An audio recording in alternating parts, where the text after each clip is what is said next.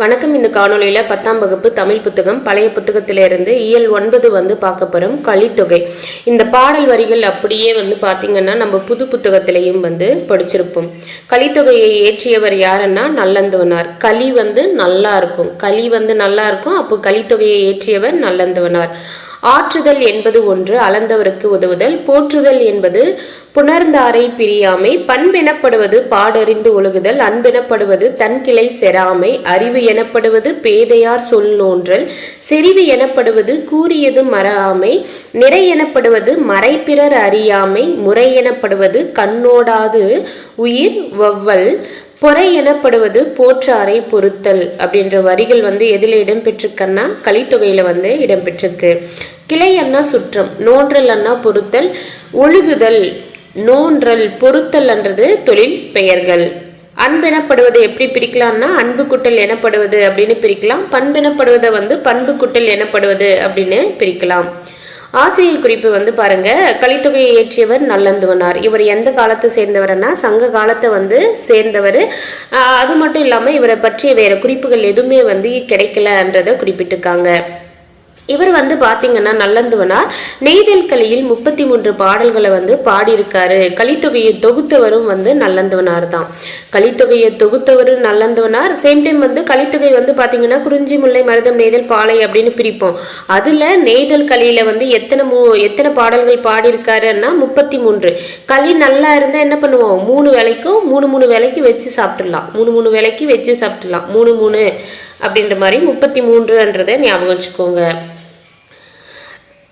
சங்க இலக்கியங்கள்ன்ட்டு எதோ சொல்லுவோம், 8 தொகையும் 10 பாட்டையும் வந்து சொல்லுவோம். கலித்தொகை வந்து எதில் இடம்பெற்றிருக்குன்னா 8 தொகை நூல்களில் ஒன்று தான் வந்து கலித்தொகை. கலித்தொகை வந்து எந்த பாக்களால் ஆனதுன்னா களிப்பாக்களால் ஆனது. நாடக பாங்கில் அமைந்துள்ளது. இது ரொம்ப முக்கியம். 8 தொகை நூல்களில் வந்து நாடக பாங்கில் அமைந்துள்ள நூல் எதுன்னா கலித்தொகை. இசையோடு பாடுவதற்கேற்றது எதுன்னா கலித்தொகை. நாடக பாங்கில் பரிபாடல் வந்து இசை பாடல் அப்படின்னு சொல்லுவோம். அதுவும் வந்து 8 தொகை நூல்கள்ல ஒன்றுதான். கலித்தொகை வந்து பாத்தீங்கன்னா நாடக பாங்குல அமைஞ்சிருக்கு. சேம் டைம் வந்து இசையோடு பாடுவதற்கேற்றதுன்றதை குறிப்பிட்டிருக்காங்க. கலித்தொகையில கடவுள் வாழ்த்தையும் சேர்த்து 150 பாடல்கள். கலித்தொகையில 150 பாடல்கள்ன்றது நம்மளுக்கு தெரியும். அது வந்து கடவுள் வாழ்த்து சேர்த்து தான் வந்து 150 பாடல்கள் வந்து இருக்கு. கலித்தொகை குறிஞ்சி முல்லை மருதம் நெய்தல் பாலை என்னும் 5 பிரிவுகளை வந்து கொண்டிருக்கு. கலிப்பா வந்து துள்ளல் ஓசை கொண்டது. நம்மளுக்கு தெரியும் இல்லையா. வெண்பான்னா செப்பலோசை, ஆசிரியப்பான்னா அகவலோசை, அதுக்கப்புறம் வந்து கலிப்பான்னா துள்ளல் ஓசை, வஞ்சிப்பான்னா தூங்கலோசை என்றதை படிச்சிருப்போம். ஸோ கலிப்பா வந்து என்ன ஓசைன்னா துள்ளலோசை. நமக்கு பாடமாக அமைந்திருக்கக்கூடிய பகுதி வந்து நெய்தற்களி ஆகும்ன்றதை கொடுத்திருக்காங்க. இதை ஏற்றியவர் யாருன்னா நல்லந்துவனார். நல்லந்துவனார் நெய்தற்களியில தான் எத்தனை பாடல்கள் ஏற்றிருக்காரு, 33 பாடல்கள் வந்து ஏற்றிருக்காரு. நம்மளுக்கு கொடுத்திருக்கக்கூடிய இந்த பாடல்களை படிக்கிறது மூலயமா கருத்தாளமும் ஓசை இன்பமும் நம் உள்ளத்தினை கொள்ளை கொள்ளும். அதாவது நெய்தற்களிலிருந்து பாடல்கள் கொடுத்திருக்காங்க. அந்த பாடல்கள் நெய்தற்களியில கலித்தொகையில் இடம்பெற்றிருக்கக்கூடிய பாடல்களை படிக்கிறது மூலயமா கருத்தாளமும் ஓசை இன்பமும் நம் உள்ளத்தினை கொள்ளை கொள்ளும். எனவே இதனை தமிழ் சான்றோர் வந்து என்னன்னு சொல்லியிருக்காங்க, கற்றறிந்தார் ஏத்தும் களி என சிறப்பித்து கூறுவர். கற்றறிந்தார் ஏத்தும் களி என சிறப்பித்து சொல்லக்கூடிய நூல் எதுன்னா கலித்தொகை. நூல் குறிப்பு ஆசிரியர் குறிப்பு மட்டும் ஒரு வாட்டி பார்ப்போம். கலித்தொகையை ஏற்றியவர் யாருன்னா நல்லந்துவனார். இவர் எந்த காலத்தை சேர்ந்தவர்னா சங்க காலத்தை வந்து சேர்ந்தவர். நல்லந்துவனார் நெய்தல் கலியில எத்தனை பாடல்கள் பாடியிருக்காருன்னா 33 பாடல்களை வந்து பாடியிருக்கார். கலித்தொகையை தொகுத்தவர் யாரு அப்படின்னு பாத்தீங்கன்னா நல்லந்துவனார். சங்க இலக்கியங்கள் அன்று அறியப்படுவது எதுன்னா 8 தொகை 10 பாட்டு. கலித்தொகை வந்து எதில் இடம்பெற்றிருக்குன்னா 8 தொகையில வந்து இடம்பெற்றிருக்கு. எந்த பாக்களால் ஆனதுன்னா களிப்பாக்களால் ஆனது. நாடக பாங்கில் அமைந்துள்ள நூல் எதுன்னா கலித்தொகை. இசையோடு பாடுவதற்கு ஏற்றதும் கூட. கலித்தொகையில கடவுள் வாழ்த்தோடு சேர்த்து எத்தனை பாடல்கள் இடம்பெற்றிருக்குன்னா 150 பாடல்கள் வந்து இருக்கு. கலித்தொகை வந்து பாத்தீங்கன்னா குறிஞ்சி முல்லை மருதம் நெய்தல் பாலை என்னும் 5 பிரிவுகளை உடையது. கலிப்பா வந்து என்ன ஓசை கொண்டதுன்னா துள்ளல் ஓசை வந்து கொண்டது. கற்றறிந்தார் ஏத்தும் களி என சிறப்பித்து கூறும் நூல் எதுன்னு பாத்தீங்கன்னா கலித்தொகை. கலித்தொகை 8 தொகை நூல்களில் ஒன்று. நெய்தற்களியை பாடியவர் நல்லந்துவனார். எத்தனை பாடல்கள் பாடியிருப்பார் அதுல 33. போற்றாரை பொறுத்தல் என்பது பொறை. பண்பன்னா பாடறிந்து ஒழுகுதல். அன்பு என்பது தன் கிளை செராமை. அறிவு எனப்படுவது பேதையர் சொல் நோன்றல். செறிவன்னா கூறியது மறாமை. அடுத்து நந்தி கலம்பகம். நந்தி மன்னன் அப்படின்னு சொல்றாங்க இல்லையா. ஸோ 3ஆம் நந்திவர்மனை பற்றியதுதான் இந்த நந்தி கலம்பகம். பதிதொரு புயல் பொலி தருமணி பனைத்தரு பருமணி பகரா நெற்கதிர் தொகுவரு புனல் கரைபொரு திலி தரு காவிரி வளநாடா. அந்த நந்தி ஆளக்கூடிய நாடு நல்ல நீர்வளம் மிக்கதாகவும் நெற்கதிர்கள் நிறைந்ததாகவும் இருக்குதுன்றத சொல்றாங்க.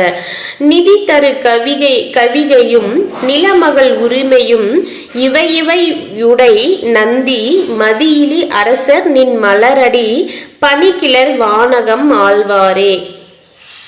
ஸோ இதுல எதுல வருது? நந்தி கலம்பகம். நந்தி கலம்பகம் யாரை பத்தியன்னா நந்தி மன்னன், முக்கியமா 3ஆம் நந்திவர்மன் பற்றியதுதான் நந்தி கலம்பகம். புயல் அண்ணா மேகம், பனை அண்ணா மூங்கில், பகரா அண்ணா கொடுத்து, பகரா கொடுத்து, பொருது என்றது மோதி, பொருது என்றது மோதி, நிதி அண்ணா செல்வம், புனல் அண்ணா நீர், கவிகை அண்ணா குடை, வானகம் அண்ணா தேவருலகம், வானகம் அண்ணா தேவருலகம். இலக்கண குறிப்பு பாருங்க. பொலி தருமணி, பனை தருமணி அப்படின்னா வருப்புணல். ஸோ நம்ம பனை 2 சுழி நை வந்ததுன்னா பனை மரத்தை குறிக்கும். அதே பனையில வரக்கூடிய 3 சுழி நை வந்ததுன்னா அதை மூங்கில குறிப்பிடுது. அதை பார்த்துக்கோங்க. பொலி தருமணி, பனை தரு பருமணி, வருப்புணல், நிதி தரு கவிகை, இதெல்லாம் என்னன்னு பார்த்தீங்கன்னா வினை தொகைகள். இவை என்றது அடுக்கு தொடர். இந்த பாடல் பாத்தீங்கன்னா நந்திவர்மனின் வீர செயலை புகழ்ந்து கூறுறதால இது என்ன திணை இடம்பெற்றிருக்குன்னா பாடான் திணை ஆகும் என்றத சொல்றாங்க. பாடான் திணை ஆகும். ஆசிரியர் குறிப்பு. இந்த நூலை வழங்கியவர் பெயரும் ஊரும் அறிய பெறவில்லை என்றதை கொடுத்திருக்காங்க. நந்திவர்மனின் பெருமையை போற்றும் நூலாக நந்தி கலம்பகம் திகழ்கிறது. பல்லவ மன்னன் 3ஆம் நந்திவர்மனை பாட்டுடை தலைவனாக கொண்டு பாடப்பெற்ற கலம்பகம் தான் நந்தி கலம்பகம். ஸோ நந்தி கலம்பகம் யாரை பாட்டுடை தலைவனாக கொண்டு பாடப்பட்டிருக்குன்னா பல்லவ மன்னனான 3ஆம் நந்திவர்மனை. நந்தி கலம்பகம் என பெயர் பெற்றது. ஸோ அவரை பத்தி பாடினதால தான் நந்தி கலம்பகம் என்ற பெயர் பெற்றது. இந்த நூலின் காலம் என்னன்னு சொல்றாங்கன்னா 9ஆம் நூற்றாண்டு. நந்தி 9 அப்படின்ற அந்த ரைமிங்ல வருது. அப்போ 9 9ஆம் நூற்றாண்டுன்றதையும் ஞாபகம் வச்சுக்கோங்க. கலம்பக நூல்கள்ல முதல் நூல் எது அப்படின்னு பாத்தீங்கன்னா நந்தி கலம்பகம் அப்படின்னு சொல்றாங்க. கலம்பக நூல்கள்ல நந்தி கலம்பகம் தான் முதல் நூல். ஸோ இதுவும் ரொம்ப முக்கியம். கலம்பகம்னா களம்னா 12, பகம்னா 6 அப்படின்ட்டு 18 உறுப்புகளை கொண்டது. அதுல அந்த கலம்பக நூல்கள்லயே முதல் நூல் எதுன்னா நந்தி கலம்பகம் அப்படின்னு சொல்றாங்க. 96 சிற்றிலக்கியங்களினுடைய வகைகள் 96. அதுல ஒன்றுதான் கலம்பகம். பல வகை பொருள்களை பற்றி பல வகை பாடல்களை கலந்து ஏற்ற பெறும் நூல் தான் கலம்பகம் எனப்படும். கலம்பகம் அப்படின்னா என்னன்னு பாத்தீங்கன்னா பல வகை பொருள்களை பற்றி பல வகை பாடல்களை கலந்து ஏற்ற பெறும் நூல் தான் கலம்பகம். கலம்பகத்தை எப்படி பிரிக்கலாம்னா களம் குட்டல் பகம் அப்படின்னு பிரிக்கலாம். களம் அண்ணா 12, பகம் அண்ணா 6 ஆக 18 உறுப்புகளை கொண்டிருக்கு. அந்த 18 உறுப்புகளும் கொடுத்திருக்காங்க பாருங்க. புய வகுப்பு, அம்மானை, கார், ஊசல், இரங்கல், மரம், தழை, தவம், சித்து, பான், கைக்கிளை, தூது, வண்டு, குரம், காலம், மாதங்கி, களி, சம்பிரதம் அப்படின்னுட்டு இந்த 18 உறுப்புகள் கொண்டது கலம்பகம்ன்றத சொல்றாங்க. நந்தி கலம்பகத்தை ஏற்றியவர் யாருன்னா ஆசிரியர் பெயரும் ஊரும் அறியப்படவில்லை. நந்தி கலம்பகம் யாரை பத்தி பேசுதன்னா பல்லவ மன்னனான 3ஆம் நந்திவர்மனை பாட்டுடை தலைவனாக கொண்டு பாடப்பட்ட கலம்பகம் தான் நந்தி கலம்பகம். ஸோ இந்த நந்தி கலம்பகம் 3ஆம் நந்திவர்மனின் பெருமையை போற்றக்கூடிய ஒரு நூல். நந்தி கலம்பகம் எந்த நூற்றாண்டுன்னா கிபி 9ஆம் நூற்றாண்டு. கலம்பக நூல்கள்ல எது முதல் நூல்னா நந்தி கலம்பகம். கலம்பகம் 96 வகை சிற்றிலக்கியங்கள்ல ஒன்று. கலம்பகத்தை எப்படி பிரிக்கலாம்? களம் குட்டல் பகம் அப்படின்னு பிரிக்கலாம். களம் அண்ணா 12, பகம் அண்ணா 6 ஆக 18 உறுப்புகளை கொண்டதுதான் கலம்பகம். கலம்பகம் 96 வகை சிற்றிலக்கியங்களில் ஒன்று. பனை என்னும் சொல்லின் பொருள் வந்து மூங்கில். அடுத்து வந்து 4000 திவ்ய பிரபந்தம். 4000 திவ்ய பிரபந்தத்துல இருந்து பாத்தீங்கன்னா குலசேகர ஆழ்வாருடைய பாடல் வரிகள் வந்து கொடுத்திருக்காங்க. குலசேகர ஆழ்வார் பற்றி புது புத்தகத்திலையும் வந்து படிச்சிருப்போம். மீன் நோக்கும் நீள்வையல் சூழ் வித்துவ கோட்டம்மா என் பானோக்கா யாகிலும் முன் பற்றல்லால் பற்றில்லேன் தானோக்கா தெத்துயரம் செய்திடினும் தார்வேந்தன் கோ நோக்கி வாழும் குடி போன்றிருந்தேனே அப்படின்ற வரிகள் வந்து யார் ஏற்றிருக்கான்னா குலசேகர ஆழ்வார். மீன் நோக்கும் அண்ணா மீன்கள் வாழும், என்பால் அண்ணா என்னிடம், தார் வேந்தன் அண்ணா, தார் அண்ணா மாலை, அப்போ வேந்தன் அண்ணா அரசன், மாலை அணிந்த அரசன், கோல் நோக்கி அண்ணா செங்கோல் செய்யும் அரசனை நோக்கி. நோக்காய் என்றது முன்னிலை ஒருமை வினைமுற்று. நோக்காய் என்ன முன்னிலை ஒருமை வினைமுற்று. கோல் நோக்கி என்றது கோலை நோக்கி இரண்டாம் வேற்றுமை தொகை. தார் வேந்தன் அண்ணா தாரை அணிந்த அரசனா, அப்போ இரண்டாம் வேற்றுமை உருவும் பயணம் உடன் தொக்க தொகை. வாழும் குடி என்ன பெயரெச்சம். வாழும் குடி வந்து பெயரெச்சம். பற்றில்லேன் என்றதை எப்படி பிரிக்கலாம்னா பற்று குட்டல் இல்லேன். போன்று இருந்தேன் என்றதை போன்று குட்டல் இருந்தேன். கேரள மாநிலத்துல வந்து திருவஞ்சை களத்துல பிறந்தவர் குலசேகர ஆழ்வார் அப்படின்றத குறிப்பிட்டிருக்காங்க. ராம பிரானிடம் பத்தி மிகுதியாக வாய்க்க பெற்ற காரணத்தால், சோ அந்த பக்தியை தான் சொல்றாங்க. ராமபிரானிடம் பத்தி மிகுதியாக வாய்க்கப்பெற்ற காரணத்தால் இவர் குலசேகர பெருமாள் என அழைக்கப்பட்டார் அப்படின்றத கொடுக்குறாங்க. 12 ஆழ்வார்கள் பாடிய பாடல்கள் தான் 4000 திவ்ய பிரபந்தம். அந்த 12 ஆழ்வார்கள்ல ஒருவர் தான் வந்து குலசேகர ஆழ்வார். இவர் அருளியதுதான் வந்து பெருமாள் திருமொழி. இந்த பெருமாள் திருமொழி வந்து 4000 திவ்ய பிரபந்தத்துல ஒன்று என்றதை குறிப்பிட்டிருக்காங்க. 150 பாசுரங்கள் உள்ளன. இந்த பெருமாள் திருமொழியில வந்து பாத்தீங்கன்னா 105 பாசுரங்கள் வந்து இருக்கு. இது வந்து இவர் வந்து வடமொழி தென்மொழி இரண்டுலையுமே வந்து வல்லவரா இருந்திருக்காரு. வடமொழியிலையும் தென்மொழியிலையும் வல்லவராக யார் இருந்திருக்காரு? குலசேகர ஆழ்வார். குலசேகரர் தமிழில் பெருமாள் திருமொழியையும் வடமொழியில வந்து முகுந்த மாலை என்ற நூலையும் ஏற்றிருக்கார். ரொம்ப முக்கியங்க. பெருமாள் திருமொழி ஏற்றியது யாருன்னா குலசேகர ஆழ்வார் என்றது தெரியும். முகுந்த மாலையும் குலசேகர ஆழ்வார் தான் ஏற்றிருக்காரு. இந்த முகுந்த மாலை எந்த மொழியில ஏற்றிருக்காருன்னா வடமொழியில வந்து ஏற்றிருக்காரு. குலசேகரர் வந்து பாத்தீங்கன்னா திருவரங்கத்தின் 3வது மதிலை கட்டியதால், இதுவும் ரொம்ப முக்கியம், ப்ரீவியஸ் இயர்ல கேட்டிருக்காங்க. குலசேகர ஆழ்வார் வந்து திருவரங்கத்துல எத்தனாவது மதிலை கட்டியிருக்காருன்னா 3வது மதிலை வந்து கட்டியதால அதற்கு குலசேகரன் வீதி என்ற பெயர் இன்றும் வழங்கி வருகிறது என்றதையும் குறிப்பிடுறாங்க. இவருடைய காலம் வந்து பாத்தீங்கன்னா கிபி 9ஆம் நூற்றாண்டு. குலசேகர ஆழ்வாருடைய காலம் வந்து என்னன்னு பாத்தீங்கன்னா கிபி 9ஆம் நூற்றாண்டு. நந்தி கலம்பகம் கிபி 9ஆம் நூற்றாண்டுன்னு பார்த்தோமா. ஸோ இங்கேயும் பாருங்க குலசேகர ஆழ்வாருடைய காலமும் வந்து பாத்தீங்கன்னா 9ஆம் நூற்றாண்டு. தமிழகத்தின் பழம்பெரும் சமயங்கள்ல ஒன்று வந்து வைணவம். வைணவம்னா இந்த பெருமாளை கும்பிடுவாங்க இல்லையா, அவங்களதான் வைணவம் அப்படின்னு சொல்லுவோம். அந்த வைணவம் திருமாலை முழு முதற் கடவுளாய் கொண்டு போற்றும். வைணவம் வந்து யாரை வந்து முதற் கடவுளா கொண்டு போற்றுவாங்கன்னா திருமால் பெருமாள் எல்லாமே ஒண்ணுதான். 12 ஆழ்வார்கள் பாடிய தேனினும் இனிய தீந்தமிழ் பணுவல் தான் வந்து 4000 திவ்ய பிரபந்தம். நம் பாடப்பகுதி வந்து குலசேகர ஆழ்வார் பாடிய பெருமாள் திருமொழியின் முதல் 1000ல் உள்ளது. ஸோ குலசேகர ஆழ்வார் பாடிய பெருமாள் திருமொழி வந்து அந்த 4000 திவ்ய பிரபந்தத்துல எங்க இருக்குன்னா முதல் 1000ல் உள்ளது என்றதை குறிப்பிட்டிருக்காங்க. ஆசிரியர் குறிப்பு நூற்குறிப்பு மட்டும் ஒரு வாட்டி ரீகேப் பார்ப்போம். திருவஞ்சைக்களம் எங்க இருக்குன்னா கேரளா. சோ குலசேகர ஆழ்வார் எங்க பிறந்திருக்காரு? கேரளா மாநிலத்தில் இருக்கக்கூடிய திருவஞ்சைக்களத்துல தான் வந்து பிறந்திருக்காரு. குலசேகர பெருமான் அன்னிட்டு யாரை அழைக்கிறாங்கன்னா குலசேகர ஆழ்வாரை வந்து அழைக்கிறாங்க. ஏன் அப்படி அழைக்கிறாங்கன்னா ராமபிரானிடம் பக்தி மிகுதியாக வாய்க்க பெற்ற காரணத்தால். குலசேகர ஆழ்வார் வந்து எத்தனை ஆழ்வார்கள்ல ஒருவர்னா 12 ஆழ்வார்களில் ஒருவர். பெருமாள் திருமொழி என்ற நூலை இயற்றியவர் யாருன்னா குலசேகர ஆழ்வார். இந்த பெருமாள் திருமொழி வந்து 4000 திவ்ய பிரபந்தத்தில் ஒன்று. பெருமாள் திருமொழியில எத்தனை பாசுரங்கள் இருக்கு அப்படின்னா 105 பாசுரங்கள் உள்ளன. பாசுரங்கள் பாடல்கள் ஸோ எத்தனை பாடல்கள் இருக்குன்னாலும் 105 தான். குலசேகர ஆழ்வார் எந்தெந்த மொழிகள்ல வந்து வல்லவராக இருந்தாருன்னா வடமொழி, தென்மொழி. குலசேகரர் தமிழ்ல வந்து பெருமாள் திருமொழியையும் முகுந்த மாலை என்ற நூலை வேற எந்த மொழியில ஏற்றினாருன்னா வடமொழியில வந்து முகுந்த மாலை, தமிழ்ல வந்து பெருமாள் திருமொழி.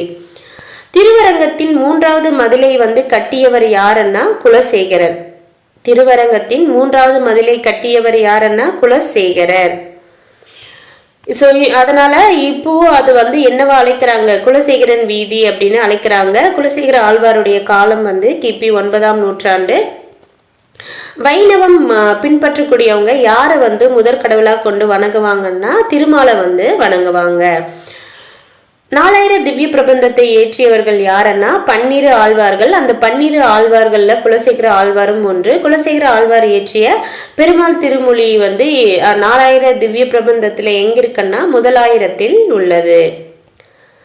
தார்வேந்தன் கோல் நோக்கி வாழும் குடி போன்றிருந்தேனே 4000 திவ்ய பிரபந்தத்தில் பெருமாள் திருமொழி குலசேகரர் பாடியதாகும்.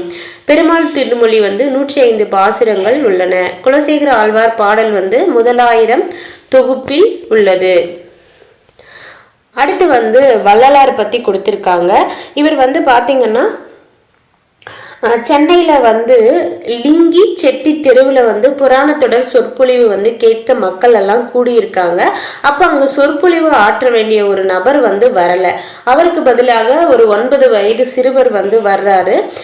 வந்ததுமே வந்து அவர் எல்லாரையும் வணங்கி அண்ணன் வர இயலாமையை கூறி உலகெல்லாம் உணர்ந்து ஓதற்கரியேன். இந்த உலகெல்லாம் உணர்ந்து ஓதற்கரியேன் என்றது எந்த நூலில் இடம்பெற்றிருக்குன்னா பெரிய புராணத்துல வந்து இடம்பெற்றிருக்கு. உலகெல்லாம் அப்படின்ட்டு கடவுள் வந்து அடி எடுத்து கொடுக்க சேக்கிலார் வந்து பெரிய புராணத்தை ஏற்றினாங்கன்றத குறிப்பிடுவாங்க. ஸோ அப்படி அந்த பாடலை வந்து பாடுறாரு. யாருன்னா அந்த 9 வயது சிறுவன் யாருன்னு பார்த்தீங்கன்னா வள்ளலார். இவர் வந்து அந்த பாடல் பாடினதும் அதற்கான விளக்கம் சொன்னதும் அங்க இருக்கக்கூடிய எல்லாருடைய மனதையும் கவரும் வகையில வந்து இருந்திருக்கு. கேட்டார் பிணிக்கும் தகையவாய் அப்படின்னு ஒரு திருக்குறள் இருக்கும் இல்லையா. இப்ப நம்ம ஒரு விஷயம் சொல்றோம்னா அவங்க நம்ம சொல்றத வந்து கவனிக்க வைக்கணும்.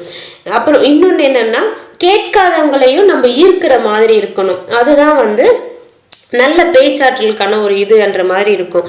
ஸோ அது போல வந்து சொல்லியிருப்பாரு யாருன்னா வள்ளலார் என்றதை சொல்றாங்க. கேட்டார் பிணிக்கும் தகையவாய் என்றது திருக்குறள். ஜாதிகளிலும் மதங்களிலும் சமய சடங்குகளிலும் உழன்று கொண்டிருந்த மக்களை அவற்றிலிருந்து மீண்டு வர சமரச சுத்த சன்மார்க்க பாதை அமைத்தார்.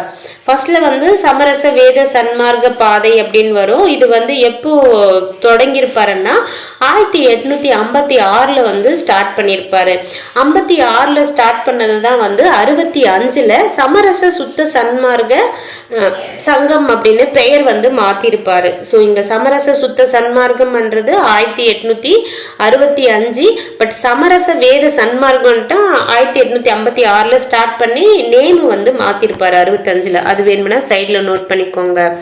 வள்ளலாருடைய பெயர் என்னன்னு பாத்தீங்கன்னா ராமலிங்க அடிகள். ராமலிங்க அடிகள் 19ஆம் நூற்றாண்ட வந்து தமிழ் மறுமலர்ச்சி காலம் அப்படின்ட்டு அறிஞர் வந்து போற்றுவாங்க.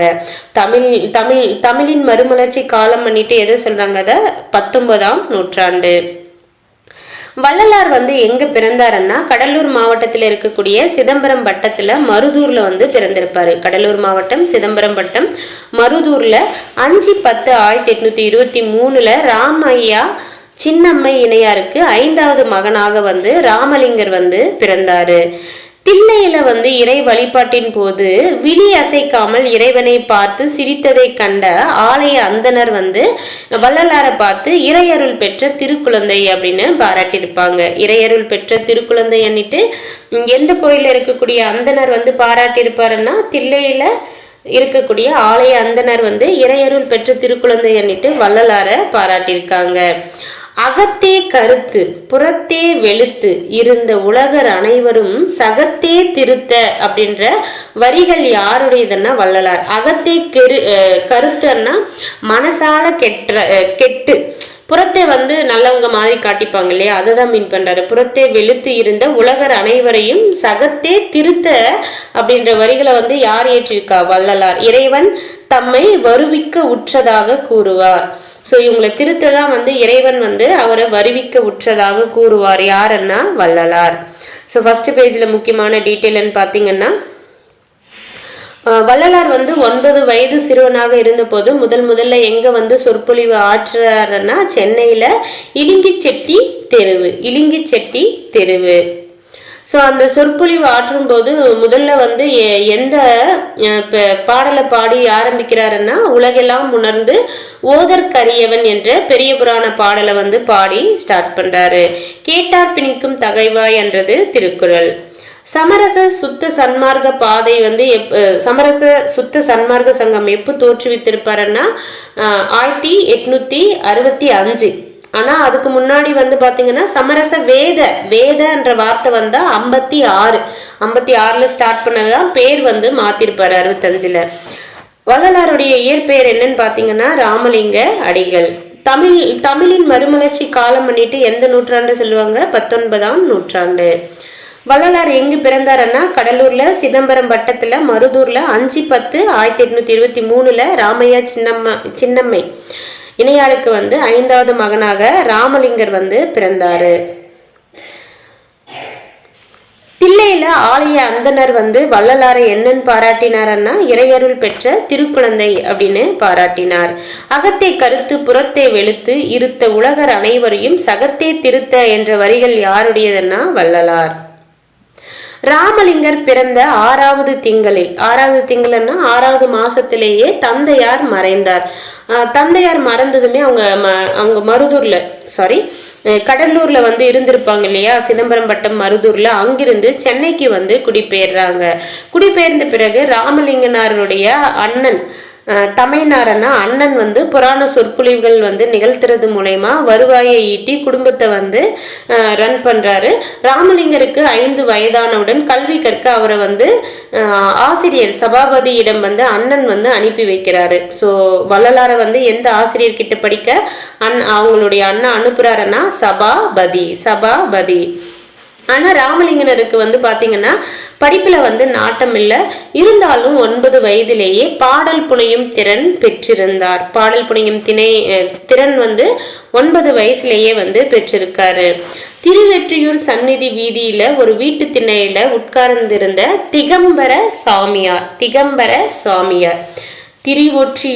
திருவொற்றியூர்ல ஒரு வீட்டு திண்ணையில உட்கார்ந்திருந்த திகம்பர சாமியார் அந்த வழியில போறக்கூடிய மனிதர்கள் எல்லாம் அவங்களுடைய குணங்களுக்கு ஏற்றவாறு ஆடு போது, மாடு போது, நரி போது அப்படின்னு சொல்லிட்டு இருந்தாங்க. அப்போ ராமலிங்கர் அந்த வழியே போன போது இதோ ஒரு உத்தம மனிதர் போகிறார் அப்படின்னுட்டு கூறியிருக்காங்க. இதோ ஒரு உத்தம மனிதர் போகிறார் யார் சொல்றாங்க? திகம்பர சாமியார். ஸோ திண்ணையில உக்காந்துட்டு இருந்த ஒரு சாமி திகம்பர சாமியார் அப்படின்றத ஞாபகம் வச்சுக்கோங்க. அவர் திண்ணையில தானே உட்கார்ந்து இருப்பாரு. அப்போ திண்ணை திகம்பர சாமியார் இதோ ஒரு உத்தம மனிதர் போகிறார் அன்னிட்டு திருவொற்றியூர் சன்னதி வீதியில போகும்போது சொல்லியிருக்காரு. திருவொற்றியூர். அடுத்து பாருங்க ஒருமை உணர்வு. சென்னையில் உள்ள கந்த கோட்டத்து இறைவன ராமலிங்கர் வணங்கி மனமுருகி பாடி மகிழ்வார். அப்பாடல்களின் தொகுப்பு தான் தெய்வமணி மாலை. ஸோ தெய்வமணி மாலை என்ற நூலை ஏற்றியது யாருன்னா வள்ளலார் தான். இது எந்த கடவுள் மீது ஏற்றப்பட்டதுன்னா சென்னையில இருக்கக்கூடிய கந்த கோட்டத்து இறைவன் மீது ஏற்றப்பட்ட வரிகள் தான் தெய்வமணி மாலை. ஒருமையுடன் நினது திருமலரடி நினைக்கின்ற உத்தமர்த்தம் உறவு வேண்டும் உள்ளொன்று வைத்து புறம் ஒன்று பேசுவார் உறவு களவாமை வேண்டும் பண்ணிட்டு இந்த தெய்வமணி மாலையில இந்த பாடல் வரிகள் அந்த கடவுள்கிட்ட இப்படி வேண்டி மனமுருகி பாடுற மாதிரி கொடுத்திருக்காங்க. அடுத்து பாத்தீங்கன்னா ராமலிங்கர் வடிவுடை மாணிக்க மாலை என்ற நூலையும் திருவொற்றியூர் சிவபெருமான் மீது எழுத்தறியும் பெருமான் மாலை என்ற நூலையும் வந்து பாடியிருக்காரு. இதுக்கு முன்னாடி திருவெற்றியூர் எங்க பார்த்தோம், திகம்பர சுவாமியார் வந்து திருவெற்றியூர் சந்நிதி, அந்த சந்நிதி வீதியில வந்து ஒரு வீட்டு திணையில உட்கார்ந்து இருந்தப்பதான் என்ன பண்ணிருப்பாரு, வள்ளலார் போனதை பார்த்து இதோ ஒரு உத்தம மனிதர் போகிறார் அப்படின்னு சொல்லியிருப்பாங்க. அதே திருவெற்றியூர் சிவபெருமான் மீது எழுத்தறியும் பெருமான் மாலை என்ற நூலை வந்து வள்ளலார் வந்து பாடியிருக்காரு. அதுக்கப்புறம் வடிவுடை மாணிக்க மாலை, வடிவுடை மாணிக்க மாலை, எழுத்தறியும் பெருமான் மாலை என்ற நூல்களை வந்து யார் பாடியிருக்காங்க, வள்ளலார். பொதுமை உணர்வுடன் பிற தெய்வங்களின் மீதும் பாடல்களை பாடியிருக்காரு.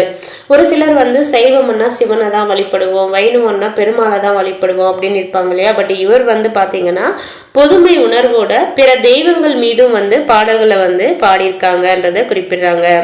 மூட நம்பிக்கைகளாலும் ஜாதி மத வேறுபாடுகளாலும் மக்கள் துன்புறுவதனை கண்டு மனம் பதைத்த வள்ளற் பெருமான் கலையுரைத்த கற்பனையே நிலையென கொண்டாடும் கண்மூடி வழக்கமெல்லாம் மண்மூடி போக அப்படின்ட்டு யார் பாடுறாங்க, வள்ளலார் வந்து பாடுறாங்க.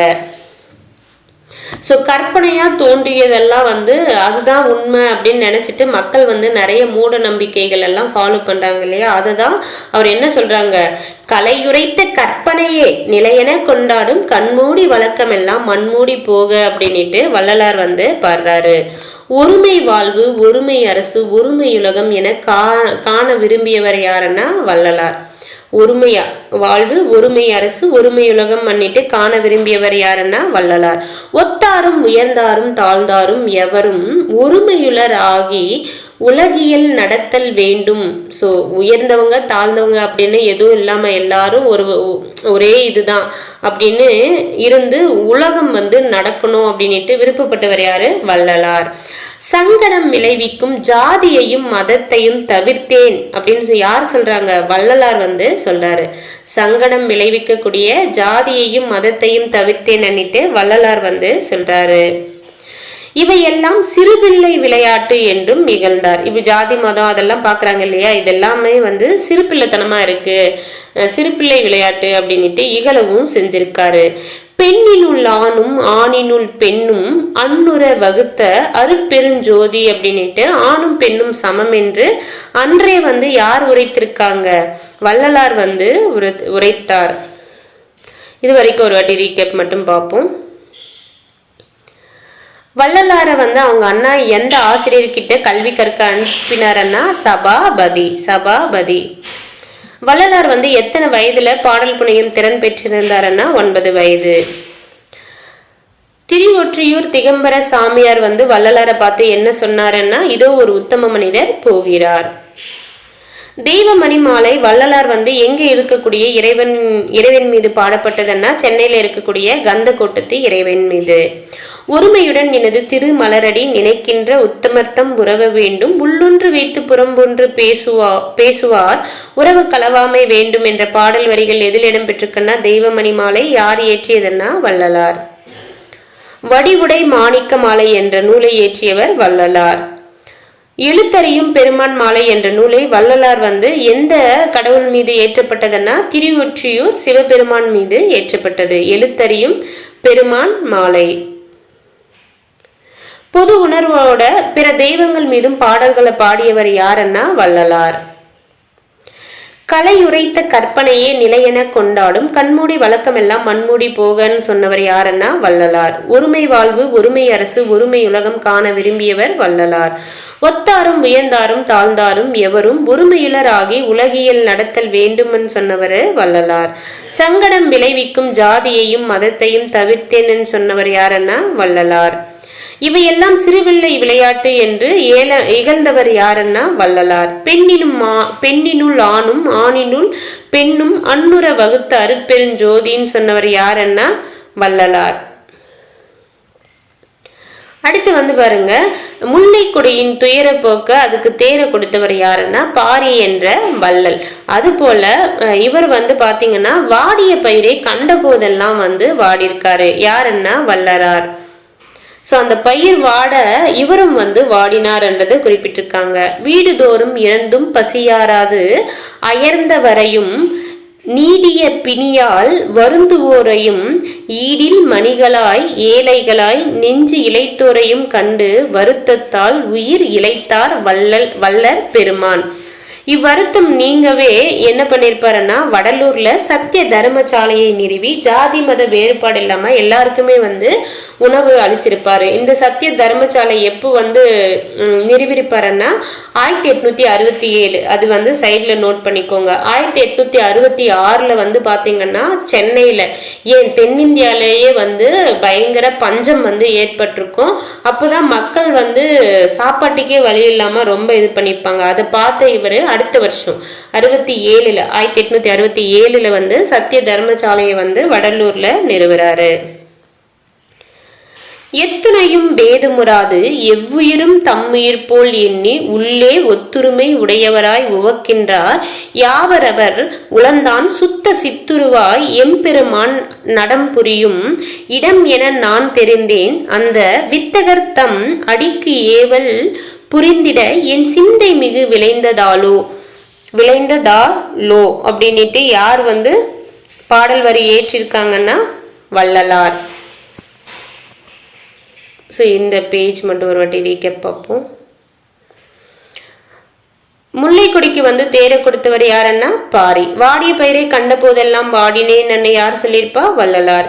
வீடுதோறும் இறந்தும் பசியாராது அயர்ந்தவரையும் நீடிய பிணியாலன்னா நீண்ட நாள நோயால வருந்துவோரையும் ஈடில் மணிகளாய் ஏழைகளாய் நெஞ்சு இளைந்தோரையும் கண்டு வருந்தியவர் யாருன்னா வள்ளலார். வடலூர்ல சத்திய தர்மசாலையை நிறுவியவர் யாருன்னா வள்ளலார். எத்தனையும் பேதமுறாது எவ்வுயிரும் தம்முயிர் போல் எண்ணி உள்ளே ஒத்துரிமை உடையவராய் உவக்கின்றார் யாவரவர் உளந்தான் சுத்த சித்துருவாய் எம்பெருமான் நடம் புரியும் இடம் என நான் தெரிந்தேன் அந்த வித்தகர் தம் அடிக்கு ஏவல் புரிந்திட என் சிந்தை மிகு விளைந்ததாலோ அப்படின்ற வரிகள் யாருடையதுன்னா வள்ளலார். அடுத்து பாருங்க, அவர் சொல்றாரு, வள்ளலார் சொல்றாரு, உயிரிழக்கமே பேரின்ப வீட்டின் திறவுகோள் அப்படின்னுட்டு யார் குறிப்பிடுறாங்க? வள்ளலார். சேம் டைம் போரில்லா உலகை படைக்க விளைந்தார் என்றதையும் குறிப்பிட்டிருக்காங்க.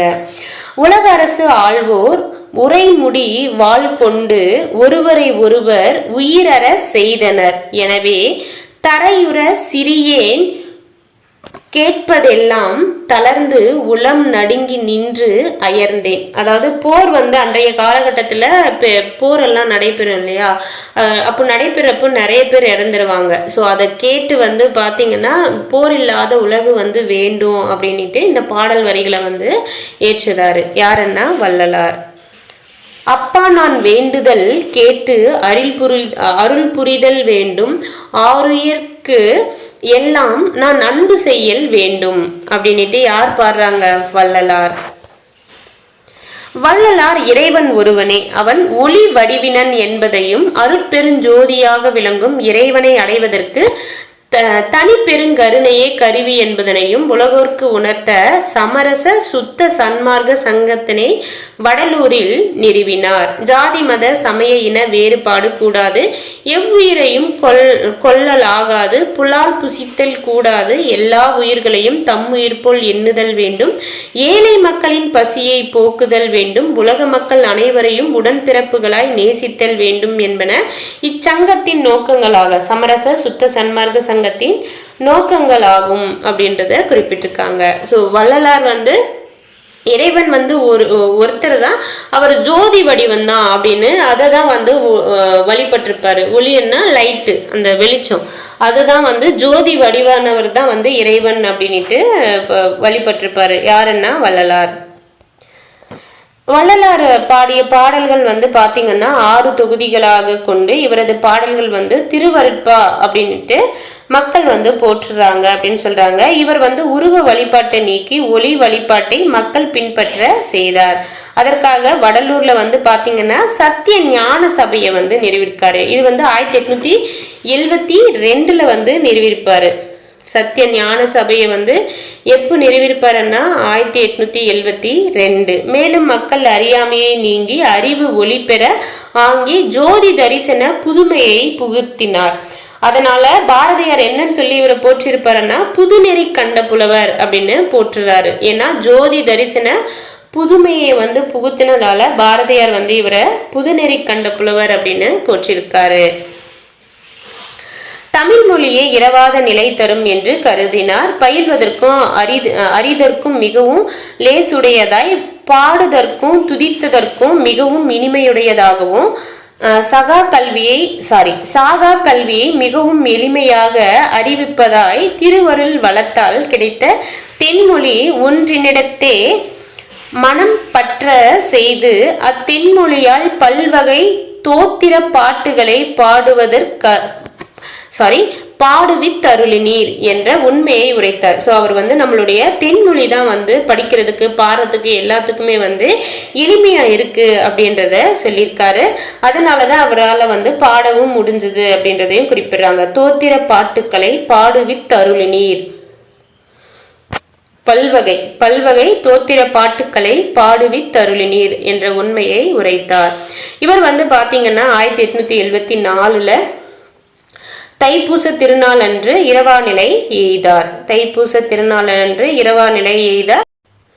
வளரும் பிள்ளைகளுக்கு வள்ளலார் வழங்கிய அறிவுரைகள் வந்து பாத்தீங்கன்னா, தந்தை தாய் மொழியை வந்து தள்ளி நடக்காதே, குருவை வணங்க கூசி நிற்காதே, வெயிலுக்கு ஒதுங்கும் விருச்சம் அளிக்காதே, மனமொத்த நட்புக்கு வஞ்சகம் செய்யாதே, நல்லோர் மனதை நடுங்க செய்யாதே, பொருளை இச்சித்து பொய் சொல்லாதே, ஏழைகள் வயிறு எரிய செய்யாதே, பசித்தோர் முகத்தை பாராதிராதே, இறப்போருக்கு பிச்சை இல்லை எண்ணாதே, தானம் கொடுப்போரை தடுத்து நிறுத்தாதே அப்படின்ட்டு யார் சொல்லியிருக்கா? வள்ளலார் வந்து பிள்ளைகளுக்கு வந்து அறிவுரைகள் வந்து சொல்லியிருக்காரு. இது வரைக்கும் ஒரு வாட்டி ரீகேப் மட்டும் பார்ப்போம்.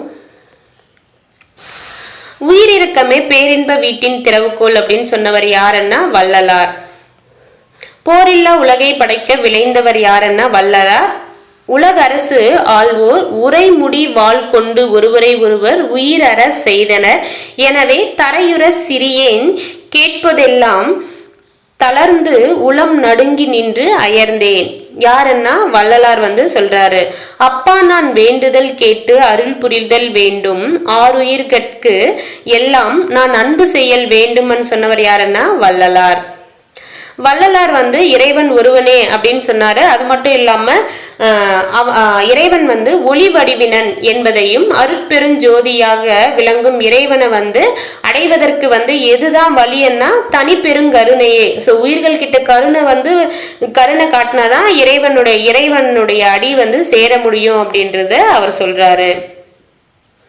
சமரச சுத்த சன்மார்க்க சங்கத்தினை வந்து எங்க நிறுவுறாருன்னா வடலூர். சேம் டைம் வந்து ஜாதி மத சமய இன வேறுபாடு கூடாது, எவ்வுயிரையும் கொல்லக்கூடாது, புலால் புசித்தல் கூடாது, நான்வெஜ் சாப்பிடக்கூடாது, எல்லா உயிர்களையும் தம் உயிர் போல் எண்ணுதல் வேண்டும், ஏழை மக்களின் பசியை போக்குதல் வேண்டும், உலக மக்கள் அனைவரையும் உடன்பிறப்புகளாய் நேசித்தல் வேண்டும் என இந்த எந்த சங்கத்தின் நோக்கங்களாக இருந்ததுன்னா சமரச சுத்த சன்மார்க்க சங்கத்தின் நோக்கங்களாக வந்து இருந்தது. திருவருட்பா எத்தனை தொகுதிகளாக இருந்ததுன்னா 6 தொகுதிகள். உருவ வழிபாட்டை நீக்கி ஒளி வழிபாட்டை மக்கள் பின்பற்ற செய்தவர் யாருன்னா வள்ளலார். வடலூர்ல சத்திய ஞான சபையை வந்து நிறுவியவர் யாருன்னா வள்ளலார். ஜோதி தரிசன புதுமையை புகுத்தியவர் யாரு அப்படின்னு பாத்தீங்கன்னா வள்ளலார். அதனால பாரதியார் அவர் என்னன்னு சொல்லி பாராட்டியிருப்பாரு? புதுநெறி கண்ட புலவர் என பாராட்டியிருப்பாரு. புதுநெறி கண்ட புலவர் யாருன்னா வள்ளலார். அவரை புதுநெறி கண்ட புலவர் என வள்ளலாரை பாராட்டியவர் யாருன்னா பாரதியார். தமிழ் மொழியை இரவாத நிலை தரும் என்று கருதினார். பயில்வதற்கும் அறிதற்கும் மிகவும் லேசுடையதாய், பாடுதற்கும் துதித்தற்கும் மிகவும் இனிமையுடையதாய், சாகா கல்வியை மிகவும் எளிமையாக அறிவிப்பதாய், திருவருள் வளத்தால் கிடைத்த தென்மொழி ஒன்றினிடத்தே மனம் பற்றச் செய்து அத்தென்மொழியால் பல்வகை தோத்திர பாட்டுகளை பாடுவித்தருளினீர் என்ற உண்மையை உரைத்தவர் யாருன்னா வள்ளலார். வள்ளலார் வந்து எப்ப இறந்துறாருன்னா 1874. வள்ளலார் வந்து பிள்ளைகளுக்கு கூறிய அறிவுரைகள் என்னன்னு பாத்தீங்கன்னா, தந்தை தாய் மொழியை தள்ளி நடக்காதே, குருவை வணங்க கூசி நிற்காதே, வெயிலுக்கு ஒதுங்கும் விருச்சம் அளிக்காதே, மனமொத்த நட்புக்கு வஞ்சகம் செய்யாதே, நல்லோர் மனதை நடுங்க செய்யாதே, பொருளை இச்சித்து பொய் சொல்லாதே, ஏழைகள் வயிறு எரிய செய்யாதே, பசித்தோர் முகத்தை பாராதிராதே, இறப்போருக்கு பிச்சை இல்லை எண்ணாதே, தானம் கொடுப்போரை தடுத்து நிறுத்தாதே. ராமலிங்க சத்திய தர்மசாலையை நிறுவிய இடம் எங்கன்னா வடலூர். ராமலிங்க தமிழ் மொழியை வந்து இரவாத நிலை தரும் என்று கருதினார். உலகெல்லாம் உணர்ந்து ஓதற்கரியவன் என்ற தொடங்கும் பாடல் எதில் இடம் பெற்றிருக்கன்னா பெரிய புராணம். வள்ளலாரின் இயற்பெயர் என்னன்னு பாத்தீங்கன்னா ராமலிங்கர். சந்திப்பிழை நீக்கி எழுதுக. வள்ளலார் அருளிய வழிகளை கடைபிடித்து ஒழுகினால் மனிதநேயம் மலரும். அறிவு ஒளி பெற ஆங்கே ஜோதி தரிசன புதுமையை புகுத்தினார். வள்ளலாரின் பன்முக ஆற்றல்கள். சிறந்த சொற்பொழிவாளராக இருந்திருக்காரு, போதக ஆசிரியராக இருந்திருக்காரு, உரையாசிரியர், சித்த மருத்துவர், பசிப்பினி போக்கிய அருளாளர், பதிப்பாசிரியர், நூலாசிரியர், இதழாசிரியர், இறையன்பர், ஞானாசிரியர், அருளாசிரியராக இருந்திருக்காரு. வள்ளலார் பதிப்பித்த நூல்கள், அவர் இயற்றிய உரைநடை நூல்கள் ரொம்பவே முக்கியம். வள்ளலார் பதிப்பித்த நூல்கள் பார்த்தீங்கன்னா சின்மய தீபிகை, ஒளிவில் ஒடுக்கம், தொண்ட மண்டல சதகம். ஸோ அது பார்த்துக்கோங்க. சின்மய தீபிகா படுகோனே இருக்காங்களா, ஸோ அவங்க பேரில் ஒரு நூல் பதிப்பிச்சிருக்காரு. அதுக்கப்புறம் ஒடுக்கம், ஒளிவில் ஒடுக்கம் அப்படின்ட்டு ஒரு நூலும், தொண்ட மண்டல சதகம். அவர் இயற்றிய உரைநடை நூல்கள் பார்த்தீங்கன்னா மனுமுறை கண்ட வாசகம், ஜீவ காருண்ய ஒழுக்கம். ரிப்பீட்டடா கேட்கறது தான் அவருடைய உரைநடை நூல்கள். திருவருட்பா எத்தனை தொகுப்புகளாக இருக்குன்னா 6 திருமுறைகள். திருவருட்பான்னா 6 திருமுறைகள், 6 தொகுதிகளாக அதை வெளியிட்டிருப்பாங்க. அடுத்து பாருங்க, அயோத்தியதாச பண்டிதர். உள்ளத்தால் பொய்யாதொழுகின் உலகத்தார் உள்ளத்துள் எல்லாம் உளன் அப்படின்றது திருக்குறள். இதனுடைய பொருள் என்னன்னு பாத்தீங்கன்னா, நம்மளுடைய மனதளவுல பொய் சொல்லாம இருந்தோம் அப்படின்னா உலகத்துல இருக்கக்கூடிய எல்லாருடைய உள்ளத்திலையும் நம்ம இருப்போம் அப்படின்றது தான் இதனுடைய பொருள். அயோத்தியதாச பண்டிதருடைய இயற்பெயர் என்னன்னு பாத்தீங்கன்னா காத்தவராயன். தென்னிந்திய சமூக சீர்திருத்தத்தின் தந்தை என போற்றப்படுபவர் யாருன்னா அயோத்தியதாச பண்டிதர். ஸோ தென்னிந்திய சமூக சீர்திருத்தத்தின், தமிழ்நாட்டின் கிடையாது, தென்னிந்திய சமூக சீர்திருத்தத்தின் தந்தை என போற்றப்படுபவர் யாருன்னா அயோத்தியதாச பண்டிதர். இவர் எங்க பிறக்கிறாரு அப்படின்னு பாத்தீங்கன்னா சென்னையில 1000 விளக்கில் உள்ள மக்கிமா நகர்ல 1845 மே 20ஆம் நாள் பிறக்கிறாரு. இவருடைய அப்பா யாருன்னா கந்தசாமி. ஸோ அயோத்தியதாசர் பத்தி புது புத்தகத்திலையும் இருந்திருக்கும். என்னுடைய வீடியோஸ் பார்த்துருந்தா இதை எப்படி ஞாபகம் வச்சுக்கிறது அப்படின்ட்டு நான் சொல்லியிருப்பேன். ஸோ அதனால இங்க பழைய ஓல்டு புக்ன்றதால மேக்சிமம் நீங்க புது புக்கில் படிச்சதெல்லாம் ரிவைஸ் பண்ண, ரீகால் பண்ண ட்ரை பண்ணுங்க. தெரிஞ்ச விஷயங்களை டக்குன்னு முடிச்சிருங்க. தெரியாத விஷயத்துக்கு மட்டும் அழுத்தம் கொடுத்து படிச்சுக்கோங்க. எங்க பிறக்கிறாரு? சென்னையில 1000 விளக்கு மக்கிமா நகர்ல 1845 மே 20ஆம் நாள் பிறந்திருப்பாரு. அப்பா கந்தசாமி. அவருடைய அப்பா இவருக்கு என்ன பெயர் வச்சிருப்பாரு? காத்தவராயன் அப்படின்னு அவங்க அப்பா அம்மா வச்சிருப்பாங்க. பின்னால பாத்தீங்கன்னா அவர் அயோத்தியதாசரன் மாத்திருப்பாரு. ஏன் மாற்றிருப்பாரு என்ற டீட்டெயிலும் கொடுத்திருப்பாங்க. வி அயோத்தியதாச பண்டிதர் என்பாரிடம், ஸோ இவர் காத்தவராயனான இவர் வி அயோத்தியதாச பண்டிதர் அப்படின்ற ஒருத்தர்கிட்ட கல்வி படிக்க போறாரு. சேம் டைம் சித்த மருத்துவமும் கத்துக்கிறாரு. அதுக்கப்புறம் அயோத்தியதாச பண்டிதர் ஒரு பாடலை ஏற்றுறாரு. அந்த பாடலை உயர் பிரிவை சார்ந்த ஒருவர் குற்றம் இருக்கு அப்படின்னு சொல்றாரு. உடனே சென்னை புரசைவாக்கத்துல சரி ஓகே வாங்க விவாதம் பண்ணலாம் அப்படின்ட்டு கருத்து மோதலுக்கு ஏற்பாடு பண்றாங்க. அந்த உயர் பிரிவை சார்ந்த ஒரு நபர் அந்த கருத்து மோதலுக்கு வரமாட்டாரு. அதனால இவருடைய ஆசிரியர், காத்தவராயனின் ஆசிரியரான வி அயோத்தியதாச பண்டிதர் அதுல வெற்றி பெற்றதாக சொல்றாங்க. அவர் படைத்த கவிதை பிற்காலத்தில், அதாவது வி அயோத்தியதாச பண்டிதர், காத்தவராயனின் ஆசிரியரான வி அயோத்தியதாச பண்டிதர் படைத்த கவிதையை பாத்தீங்கன்னா காத்தவராயன் 1907 ஒரு பைசா தமிழன் என்ற இதழ தொடங்குவாரு. அந்த இதழ வெளியிட்டாரு அப்படின்றதையும் குறிப்பிடுறாங்க. ஸோ இவர் காத்தவராயன் அவங்களுடைய ஆசிரியர் வி அயோத்தியதாச பண்டிதர் இருப்பார் இல்லையா, அவர் மேலே கொண்ட பற்றின் காரணமாக தான் என்னவா மாற்றிருப்பாரு, அயோத்தியதாசர் அப்படின்ட்டு காத்தவராயன் என்ற பேரை அயோத்தியதாசர் அப்படின்னு மாற்றிருப்பாரு. அம்பேத்கர் எப்படி அவருடைய ஆசிரியர் மீது கொண்ட பற்றின் காரணமாக அம்பேத்கர் அப்படின்னு அவருடைய ஆசிரியர் பேரை மாற்றிக்கிட்டாரு. அதே போலதான் அயோத்தியதாசரும் அவருடைய ஆசிரியர் மீது கொண்ட பற்றின் இதுவா அயோத்தியதாசர் அப்படின்னு மாற்றிக்கிட்டாரு. இது வரைக்கும் ஒரு வாட்டி ரீகேப் மட்டும் பார்ப்போம். இந்த பேஜில் முக்கியமானது, உள்ளத்தால் பொய்யாதொழுகின் உலகத்தார் உள்ளத்துள் எல்லாம் உளன். திருக்குறள். அயோத்திதாசர் பண்டிதருடைய இயற்பெயர் வந்து காத்தவராயன். தென்னிந்திய சமூக சீர்திருத்தத்தின் தந்தை யாருன்னா அயோத்திதாசர் பண்டிதர். எங்க பிறந்தாரு, எப்ப பிறந்தாருன்னு பாத்தீங்கன்னா சென்னையில 1000 விளக்கு மக்கிமா நகர்ல 1845 மே 20 வந்து பிறந்தாரு. அப்பா அம்மா இவர்கிட்ட பெயர் என்னன்னு பாத்தீங்கன்னா காத்தவராயன். இவருடைய அப்பா பெயர் வந்து கந்தசாமி. இவர் பேரு காத்தவராயன், அப்பா பேரு கந்தசாமி. யார்கிட்ட வந்து அயோத்திதாசர் கல்வியை வந்து கத்துக்கிட்டாருன்னா அயோத்திதாச பண்டிதர் என்பவர்கிட்ட கத்துக்கிட்டாரு. சித்த மருத்துவம் வந்து கத்துக்கிட்டாரு.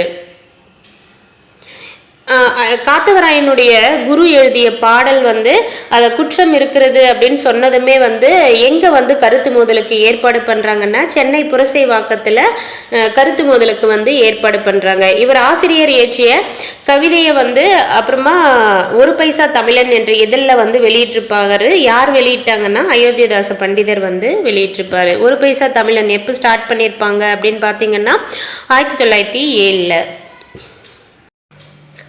அடுத்து வந்து பாருங்க, இவர் வந்து நீலகிரி மலைப்பகுதியில் வாழும் தோடர் இனப்பிரிவில் கலப்பு திருமணம் வந்து செய்து கொண்டு 10 ஆண்டுகள் ரங்கூன் சென்று வாழ்ந்தார்ன்றதை கொடுத்துருக்காங்க. தமிழ்நாட்டில் தோடர் இனப்பிரிவை சேர்ந்தவங்க எங்கே வாழ்கிறாங்கன்னா நீலகிரி மலையில தான் வாழ்கிறாங்க. ஸோ அதில் கலப்பு திருமணம் சென்று 10 ஆண்டு ரங்கூன் எங்கே இருக்குன்னா மியான்மர் நாட்டில் வந்து இருக்குது. ஸோ அங்கே வந்து வாழ்ந்திருக்காங்க. ஏன் அங்கே போனாங்கன்னா இவர் வாழ்ந்த காலகட்டத்தில் ஆங்கிலேயர்களுடைய அடிமை நாடாக தான் நம்ம இருந்திருப்போம். அதனால நிறைய பேர் என்ன பண்ணியிருப்பாங்கன்னா அவங்களுடைய வருமானத்திற்காகவும் வாழ்வாதாரத்திற்காகவும் வந்து நிறைய நாடுகளுக்கு வந்து இடம்பெயர்ந்திருப்பாங்க. அது போல் ரங்கூனுக்கு போயிருப்பாங்க. அதுக்கப்புறம் சிங்கப்பூர், மலேசியா எல்லா பக்கமே வந்து இடம்பெயர்ந்திருப்பாங்க. அப்படி இவங்களும் வந்து திருமணத்துக்கு அப்புறம் 10 வருஷம் வந்து ரங்கூனில் போய் வாழ்ந்துட்டு மறுபடியும் அவர் ரிட்டர்ன் வந்திருப்பாரு. புத்த நெறியால் கவர பெற்றவராக இருந்திருக்காரு. ஸோ இந்து மத கருத்துக்களை ஆழ்ந்து கற்றவரும் அயோத்திதாச பண்டிதர் தான். இருந்தாலும் அதுக்கப்புறம் வந்து வரக்கூடிய காலகட்டத்தில் புத்த மதத்தினுடைய கொள்கைகள் வந்து ரொம்பவே அவருக்கு பிடிச்சி போனதால அதனுடைய கருத்துக்களை வந்து எல்லாருக்கும் வந்து எடுத்து சொல்லியிருக்காரு. அது மட்டும் இல்லாமல் அவருடைய மகன்களுக்கு வந்து பட்டாபிராமன், மாதவராம், ஜானகிராமன், ராசாராம் என்ற பெயர்களை வந்து சூட்டி மகிழ்ந்திருக்காரு. மகள்களுக்கு வந்து அம்பிகா தேவி, மாயாதேவி என்னும் பெயரினை சூட்டினார். ஸோ அந்த புத்த மதத்தால தான் இது போல பெயரை வந்து சூட்டியிருக்காங்கன்னு கொடுத்துருக்காங்க. பட் இதில் அந்த தேவி ராமன்ன்றது ஏதோ சம்திங் அந்த புத்தரோட ஏதாவது மீன் பண்ணி இல்லை அந்த மதத்தை சார்ந்து வரும்னு நினைக்கிறேன். பட் எனக்கு டீட்டெயில் தெரியல. யாருக்காவது தெரியும்னா மறக்காம கமெண்ட்ல சொல்லுங்க.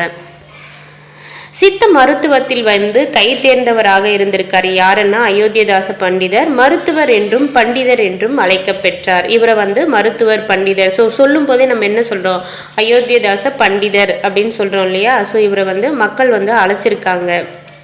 தாழ்த்தப்பட்டவர்களுக்கு கல்வி வசதியோடு கல்வி உதவித்தொகை அளிக்கவும், கல்வியில தேர்ச்சி பெற்றவர்களுக்கு அரசு வேலையும் உள்ளாட்சி அமைப்புகள்ல வாய்ப்பும் பொது இடங்கள்ல நுழைய உரிமையும் கிராம அலுவலராய் பணியமர்த்த ஆணைகளும் வேண்டும் என்று துணிவோடு வலியுறுத்தி வெற்றி கண்டார். யாருன்னா அயோத்திதாசர்.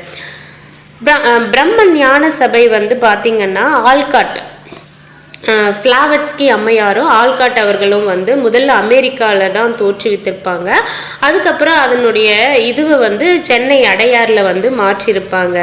அப்போ அது பிரம்ம ஞான சபை தோற்றுவித்த ஆல்காட் அவரோட வந்து அயோத்திதாசருக்கு வந்து பழகக்கூடிய வாய்ப்பு வந்து ஏற்பட்டதுக்கு அப்புறம் வந்து பார்த்தீங்கன்னா சென்னையில் முக்கியமான 5 இடங்கள்ல ஆல்காட் அவரோட உதவியோட வந்து பார்த்தீங்கன்னா பஞ்சமர் பள்ளிகள், ஆல்காட் பஞ்சமர் பள்ளிகள் என தலித்துகளுக்கு இலவச பள்ளிகளை வந்து நிறுவினார்.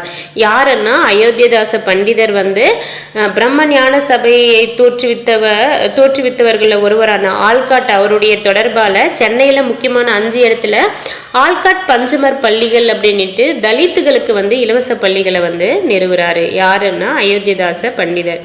ஸோ இதுவரைக்கும் ஒரு வாட்டி ரீகேப் பார்ப்போம் இந்த பேஜ் மட்டும்.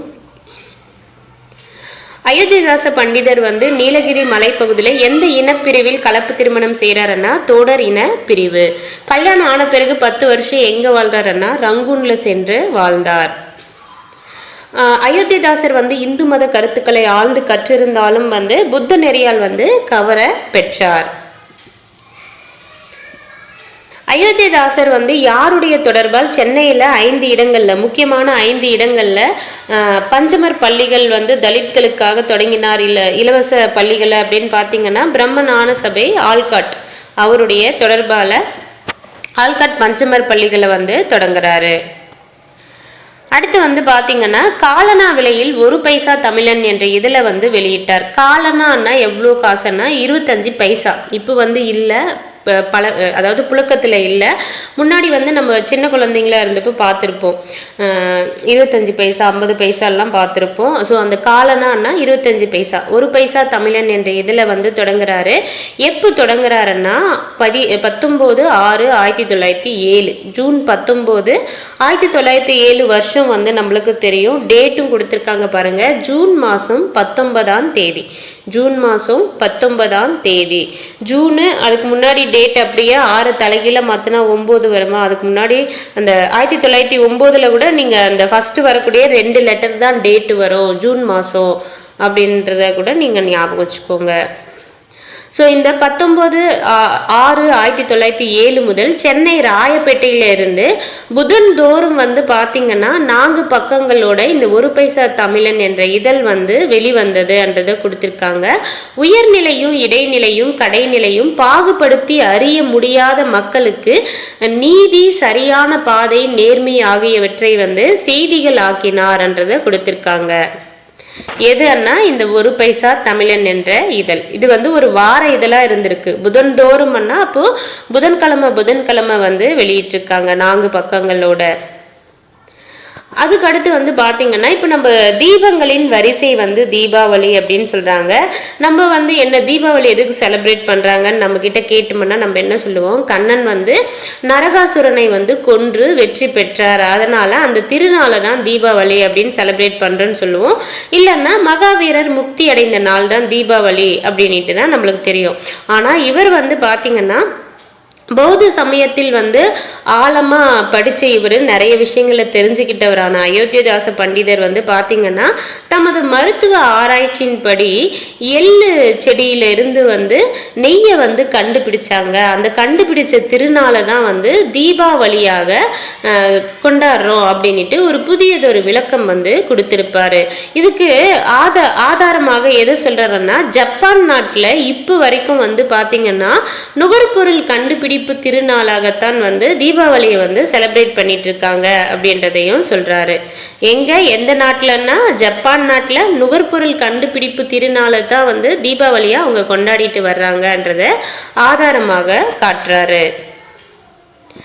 புத்தரது ஆதிவேதம் என்ற நூலை வந்து பார்த்தீங்கன்னா 28 காதைகள் கொண்ட பெருநூலாக எழுதுறாரு. புத்தரது ஆதிவேதம் என்ற நூலை எத்தனை காதைகளை கொண்ட பெருநூலாக அயோத்திதாசர் எழுதுறாருன்னா 28 காதைகள். இதற்கு சான்றாக இந்த நூலை வந்து எழுதுறதுக்கு சான்றாக வந்து பெருங்குறவஞ்சி, வீரசோழியம், நன்னூல் விளக்கம், நாயனார் திரிகுறள், சித்தர் பாடல்கள், வைராகிய சதகம், மச்ச முனிவர் ஞானம் முதலிய நூல்களை வந்து துணை நூல்களாக கொண்டு இந்த புத்தரது ஆதிவேதம் என்ற நூலை வந்து 28 காதைகளாக வந்து எழுதியிருக்காரு. ஆதிவேதத்தை வந்து பாலி, ஆங்கிலம் ஆகிய மொழிகளின் துணையுடன் எழுதியுள்ளார். ஆதிவேதத்தை வந்து எந்தெந்த மொழிகளின் துணையோட வந்து எழுதியிருக்காருன்னா பாலி, ஆங்கிலம். இவருடைய அயோத்திதாச பண்டிதருடைய இந்திர தேச சரித்திரம் என்னும் நூலும் பாராட்டத்தக்கது. இந்திர தேச சரித்திரம் என்ற நூல் யாருன்னா அயோத்திதாச பண்டிதர். அயோத்தியன்னாவே இந்துக்கள் கோயில் தானே இப்போ ஞாபகம் வரும். நிறைய பிரச்சனைகளுக்கு அப்புறம் அவங்க கோயிலெல்லாம் கட்டி முடிச்சாச்சு இல்லையா? அப்போ அயோத்தியன்னா இந்துக்கள். அப்போ இந்திர தேச சரித்திரம்னா இந்திர தேசன்னா இந்துக்கள், அயோத்தியதாச பண்டிதர் அப்படின்றத ஞாபகம் வச்சுக்கோங்க. அவருடைய நூல்ன்றது 25க்கும் மேற்பட்ட சிறு நூல்களையும் வந்து வெளியிட்டிருக்காரு. எத்தனைக்கும் மேற்பட்ட சிறு நூல்களை வெளியிட்டிருக்காரு? 25க்கும். வீரமா முனிவரை போல எழுத்து சீர்திருத்தமும் செய்துள்ளார். ரொம்ப முக்கியங்க. நம்ம ஆல்ரெடி புது புத்தகம் படிக்கிறப்ப பார்த்திருப்போம். வீரமா முனிவர் எழுத்து சீர்திருத்தம் பண்ணாரு, பெரியாரும் வந்து எழுத்து சீர்திருத்தம் பண்ணாரு அப்படின்ட்டு. பட் அயோத்திதாச பண்டிதரும் வந்து பாத்தீங்கன்னா எழுத்து சீர்திருத்தம் வந்து செய்திருக்காரு. அப்போ எழுத்து சீர்திருத்தம்னா 3 பேர் தான், வீரமா முனிவர், பெரியார், அதுக்கப்புறம் வந்து அயோத்திதாச பண்டிதர். இவர் வந்து திருவாசகத்திற்கு உரையும் வந்து எழுதியிருக்காங்க. மாணிக்க வாசகர் இயற்றிய திருவாசகத்திற்கு உரை வந்து அயோத்தியதாசர் வந்து எழுதியிருக்காரு. நான் உங்களுக்கு சொல்ல வேண்டியது ஒன்றே, அதாவது உங்களுடைய தர்மமும் கருமமுமே உங்களை காக்கும் அப்படின்ட்டு யார் சொல்றாரு? அயோத்தியதாசர் வந்து சொல்றாரு. நம்மளை வந்து எதை காக்கும்னா நம்ம செஞ்ச தர்மமும் கருமம் தான் வந்து நம்மளை காக்கும் அப்படின்ட்டு அயோத்தியதாசர் சொன்னாரு. இவர் வந்து எப்போ இறந்துடுறாருன்னு பார்த்தீங்கன்னா 1914 மே மாதம் 5ஆம் நாள் வந்து இறந்துருவாரு. ஸோ மே மாதம் 5ஆம் நாள், 5/5. ஸோ 1907 வந்து அந்த 1 பைசா தமிழன் கரெக்டாக 7 வருஷம் கழிச்சு இறந்துருவாரு. 14 வந்து இறந்துருவாரு. அதை வச்சு இதை ஞாபகம் வச்சுக்கோங்க. 7 வருஷம் கழிச்சு இறந்துருவாரு. 1907 7 கூட்டினா 1914 மே மாதம் 5ஆம் நாள், 5/5. இது வரைக்கும் ஒரு வாட்டி ரீகேப் பார்ப்போம். 1 பைசா தமிழன் வந்து எவ்வளவு விலையில வந்து வெளியிட்டாருன்னா காலனா விலை. சென்னை ராயப்பேட்டையில புதன்தோறும் 4 பக்கங்களோட முதல்ல 1 பைசா தமிழன் வந்து எப்போ வெளியிடப்பட்டதுன்னா ஜூன் 19, 1907.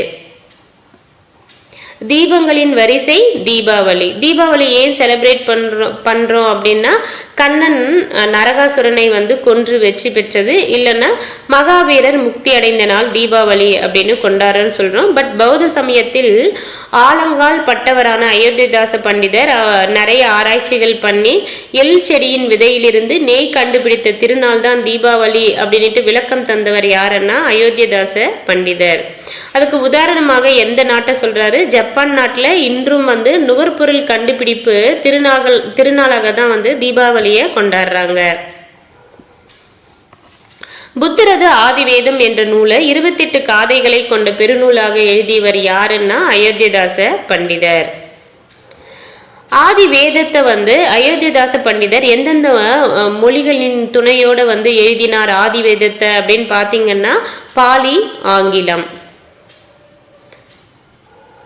இந்திர தேச சரித்திரம் என்ற நூல் வந்து யாருடையதுன்னா அயோத்திதாச பண்டிதர். அயோத்திதாச பண்டிதர் வந்து எத்தனைக்கும் மேற்பட்ட சிறு நூல்களை வந்து வெளியிட்டாருன்னா 25க்கும் மேற்பட்ட. வீரமா முனிவரை போல எழுத்து சீர்திருத்தம் செய்தவர் யாரு அப்படின்னு பார்த்தீங்கன்னா அயோத்திதாச பண்டிதர். சேம் டைம் வந்து திருவாசகத்திற்கும் உரை வந்து அயோத்திதாச பண்டிதர் வந்து எழுதியிருக்காரு. நான் உங்களுக்கு சொல்ல வேண்டியது ஒன்றே, அதாவது உங்களுடைய தர்மமும் கருமமும் உங்களை காக்கும் அப்படின்னு சொன்னவர் யாரு அப்படின்னா அயோத்திதாசர். எப்போ இறந்தாருன்னா 1914 மே 5. அடுத்து வந்து பாருங்க பாவகைகள். பாவகைகள் எத்தனை வகைப்படும்னா 4 வகைப்படும். இந்த 4 வகை என்னன்னு பார்த்தீங்கன்னா வெண்பா, ஆசிரியப்பா, கலிப்பா, வஞ்சிப்பா. வெண்பாவின் பொது இலக்கணம் புது புத்தகத்திலே இதையே கொடுத்திருப்பாங்க. இங்கேயும் ஒரு வாட்டி வாசிச்சு மட்டும் பார்த்துக்கோங்க. ஈற்றடி முச்சீரா, ஏனைய அடிகள் நாற்சீரா இருந்தா அது வந்து வெண்பா. இயற்சீர் வந்து பார்த்தீங்கன்னா மாச்சீர், விளச்சீர் வரும். வெண்சீர் வந்து காய்ச்சீர் வரும். பிற சீர்கள் வந்து வராது. வெண்பா அப்படின்னா இயற்சீர். மாச்சீரன்னா தேமா, புளிமா. விளச்சீரன்னா கருவிலம், கூவிலம் அப்படின்னு சொல்றோம் இல்லையா, அதுதான் வந்து இயற்சீர், அது வந்து வரும். வெண்சீரன்னா காய்ச்சீர். காய்ச்சீரன்னா 3 அசைகள் வரும் இல்லையா, நேர் நேர் நேர் வந்ததுன்னா காயன்னு சொல்லும் இல்லையா, நேர் நேர் தேமா, அதோட இன்னொரு நேர் வந்ததுன்னா தேமாங்காய், புளிமாங்காய், கருவிலங்காய், கூவிலங்காய்ன்னு சொல்லுவோம் இல்லையா, அது போல காய்ச்சீர் வந்து வரும், பிற சீர்கள் வந்து வராது அப்படின்றத சொல்றாங்க. இயற்சீர் வெண்டலையும் வெண்சீர் வெண்டலையும் வரும், பிற தலைகள் வராது. ஸோ ஃபர்ஸ்ட்ல வந்து பார்த்தீங்கன்னா மாச்சீர், விளச்சீர், காய்ச்சீர் வரும்னு பார்த்தோம். தேர்ட் ஒன்ல என்ன கொடுத்துருக்காங்க, தலைகள் பற்றி கொடுத்துருக்காங்க. இயற்சீர் வெண்டலையும் வெண்சீர் வெண்டலையும் மட்டுமே வரும், பிற தலைகள் வராது. இயற்சீர் வெண்டலைன்னா மாமுன் நிறை, விளமுன் நேர். வெண்சீர் வெண்டலைன்னா காய்முன் நேர். நான் என்னுடைய இப்போ இந்த பழைய புத்தகத்திலேயே யாப்பெல்லாம் எப்படி வருதுன்றதை சொல்லியிருப்பேன். அதை நீங்கள் பார்த்துருந்தீங்கன்னா இது வந்து தெளிவாக புரியும். அதை வந்து பார்த்துக்கோங்க நீங்கள். ஈற்றடியின் ஈற்றுச்சீர் நாள் மலர் காசு பிறப்பு என்னும் வாய்ப்பாடுகளுள் ஒன்றை வந்து கொண்டு முடியும் என்றதை கொடுத்திருக்காங்க. வெண்பாவின் ஓசை செப்பல் ஓசை வந்து பெற்று வரும். வெண்பாவினுடைய பாடல் அடிகள் வந்து பாத்தீங்கன்னா 2 அடி முதல் 12 அடி வரை வந்து வரும். வெண்பாவின் இதெல்லாம் வந்து ஒரு வெண்பா பாடல்னா இதெல்லாம் வந்து அதற்கான இலக்கணம். வெண்பாவின் பொது இலக்கணம் ஈற்றடி முச்சீரா, ஏனைய அடிகள் நாச்சீரா வரும், இயற்சீர் வரும், வெண்சீர் வரும், பிற சீர்கள் வந்து வராது. இயற்சீர்னா மாச்சீர், விளச்சீர், வெண்சீர்னா காய்ச்சீர், இதுதான் வரும், மற்றது வராது. அதுக்கப்புறம் தலைகள் அப்படின்னு பார்த்தீங்கன்னா இயற்சீர் வெண்டலையும் வெண்சீர் வெண்டலையும் வரும். இயற்சீர் வெண்டலைன்னா மாமுன்னேரை விளமுன்னேர், அதே வந்து வெண்சீர் வெண்டலைன்னா காய்முன்னேர் அப்படின்ற தலைகள் வரும், பிற வந்து வராது. ஈற்றடியின் ஈற்றுச்சீர் வந்து நாள் மலர் காசு பிறப்பு என்ற வாய்ப்பாடோட வந்து முடியும். அதுக்கப்புறம் வெண்பாவின் ஓசை வந்து செப்பல் ஓசை. வெண்பா வந்து எத்தனை அடிகளை கொண்டு வரும்னா 2 அடி முதல் 12 அடி வரை வரும். வெண்பாவின் வகைகள் எத்தனைன்னு பார்த்தீங்கன்னா 6 வகைகள் இருக்கு. குரல் வெண்பா, நேரிசை வெண்பா, இன்னிசை வெண்பா, பக்ரோடை வெண்பா, நேரிசை சிந்தியல் வெண்பா, இன்னிசை சிந்தியல் வெண்பா. இதை நீங்க படிக்கும் போதே எப்படி படிச்சுக்கிறீங்கன்னா குரல் வெண்பா ஓகே, அதுக்கப்புறம் நேரிசை வெண்பா, நேரிசை சிந்தியல் வெண்பா, இன்னிசை வெண்பா, இன்னிசை சிந்தியல் வெண்பா அப்படின்னு படிச்சுக்கோங்க. அப்படி சொல்லும் போது 4 கவர் ஆயிரும். குரல் வெண்பா, நேரிசை வெண்பா, நேரிசை சிந்தியல் வெண்பா, இன்னிசை வெண்பா, இன்னிசை சிந்தியல் வெண்பா, கடைசியா வந்து 6வது பக்ரோடை வெண்பான்னிட்டு வெண்பாவின் வகைகள் எவ்வளோ 6. குரல் அண்ணா அதனுடைய பொருள் பார்த்தீங்கன்னா 2 அடி குரல். நம்மளுக்கு திருக்குறள் அப்படின்னு சொல்றோம் இல்லையா, அப்போ 2 அடி தானே, அப்போ குரல் அண்ணா 2 அடி. அதுக்கப்புறம் இது ஒவ்வொன்றும் இந்த நேரிசை வெண்பான்னா என்ன, பக்ரோடை வெண்பான்னா என்ன அப்படின்னு டீட்டெயில்டாக கொடுத்துருக்காங்க. இதுக்கு நம்மளுக்கு எக்ஸாமில் இதிலிருந்து கேட்கறதுக்கு வாய்ப்புகள் ரொம்ப ரொம்ப கம்மி. அதனால நீங்கள் அதை அப்படியே ஸ்கிப் பண்ணிட்டு அடுத்து வந்து ஆசிரியர் பாக்கு வந்து வந்துருங்க. அடுத்து இந்த வாய்ப்பாடு நம்ம புது புக்கையும் படிச்சிருப்போம். இது ஒரு வாட்டி வந்து அந்த சீர் எப்படி பிரிக்கிறது, அசை வந்து எது வந்தால் என்ன வரும்ன்றதை நீங்கள் ஒரு வாட்டி ஜஸ்ட் வந்து பார்த்துக்கோங்க. நேர்னா தேமான்னு சொல்லுவோம், அதோட அடிஷ்னலா இன்னொரு நேர் கடைசியில சேர்ந்தா அது தேமாங்காய். அதே நிறை சேர்ந்தா என்னன்னு சொல்லுவோம், தேமாங்கனி. நேர் நிறைன்னா தேமாங்கனி. அந்த வாய்ப்பாடு வந்து பார்த்துக்கோங்க. அதுக்கப்புறம் சீரும் எப்படி பிரிக்கிறாங்கன்றதையும் பார்த்துக்கோங்க. ஆசிரியப்பாவின் பொது இலக்கணம். ஒரு ஆசிரியப்பா பாடல்னா அதுக்கான இலக்கணம் என்னன்னு பார்த்தீங்கன்னா அளவடிகளை பெற்று வரும். அளவடிகள்னா 4 சீரை வந்து பெற்று வரும். இயற்சீர்னா மாச்சீர் விளச்சீர் பயின்று வரும். பிற சீரும் வந்து வரும், ஆனால் வஞ்சி யுறுச்சீர்கள் வந்து வராது. இயற்சீர்னா மாச்சீர் விளச்சீர் பயின்று வரும், பிற சீர்களும் வரும். ஆனால் எது வந்து ஆசிரியப்பாவில் வராதுன்னா வஞ்சி உரிச்சீர்கள் வந்து வராது. ஆசிரிய தலைகள் பயின்று வரும், பிற தலைகள் கலந்தும் வரும். ஆசிரிய தலைகள் வந்து பயின்று வரும், பிற தலைகள் கலந்தும் வரும்.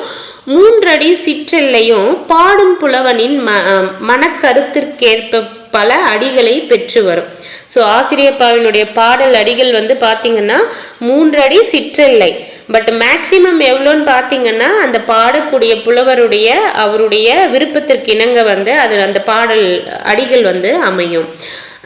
ஆசிரியப்பாவின் ஓசை வந்து என்ன ஓசைன்னா அகவல் ஓசை. ஈற்றடியின் ஈற்றுச்சீர் ஏகாரத்தில் முடிவது சிறப்பு. ஆசிரியப்பான்னா அந்த ஈற்றடியில ஈற்றுச்சீர் கடைசி சீர் வந்து ஏகாரத்தில் முடிவது சிறப்பு. ஆசிரியப்பாவின் வகைகள் எத்தனைன்னா 4 வந்து இருக்கு. நேரிசை ஆசிரியப்பா, இணைக்குரல் ஆசிரியப்பா, நிலைமண்டில ஆசிரியப்பா, அடிமறி மண்டில ஆசிரியப்பா.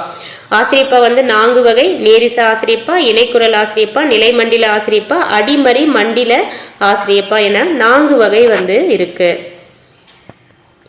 இதுலயும் வந்து நேரிச ஆசிரியப்பான்னா என்ன கண்டிஷன் எல்லாம் கொடுத்துருக்காங்க, அது தேவையில்லை. பட் நம்ம ஆல்ரெடி இது படிச்சது, அதை மட்டும் ஒரு வாட்டி பார்த்துக்கோங்க. குரலடி என்ன எத்தனை சீர்கள் இருக்கும், 2 சீர்கள் இருந்தா குரலடி, 3 சீர்கள் இருந்தா என்னன்னு சொல்லுவோம் சிந்தடி. முச்சீரன்னா சிந்தடி, இருசீரன்னா குரலடி. நார்சீரன்னா என்னன்னு சொல்லுவோம் அளவடி, நார்சீரன்னா அளவடி.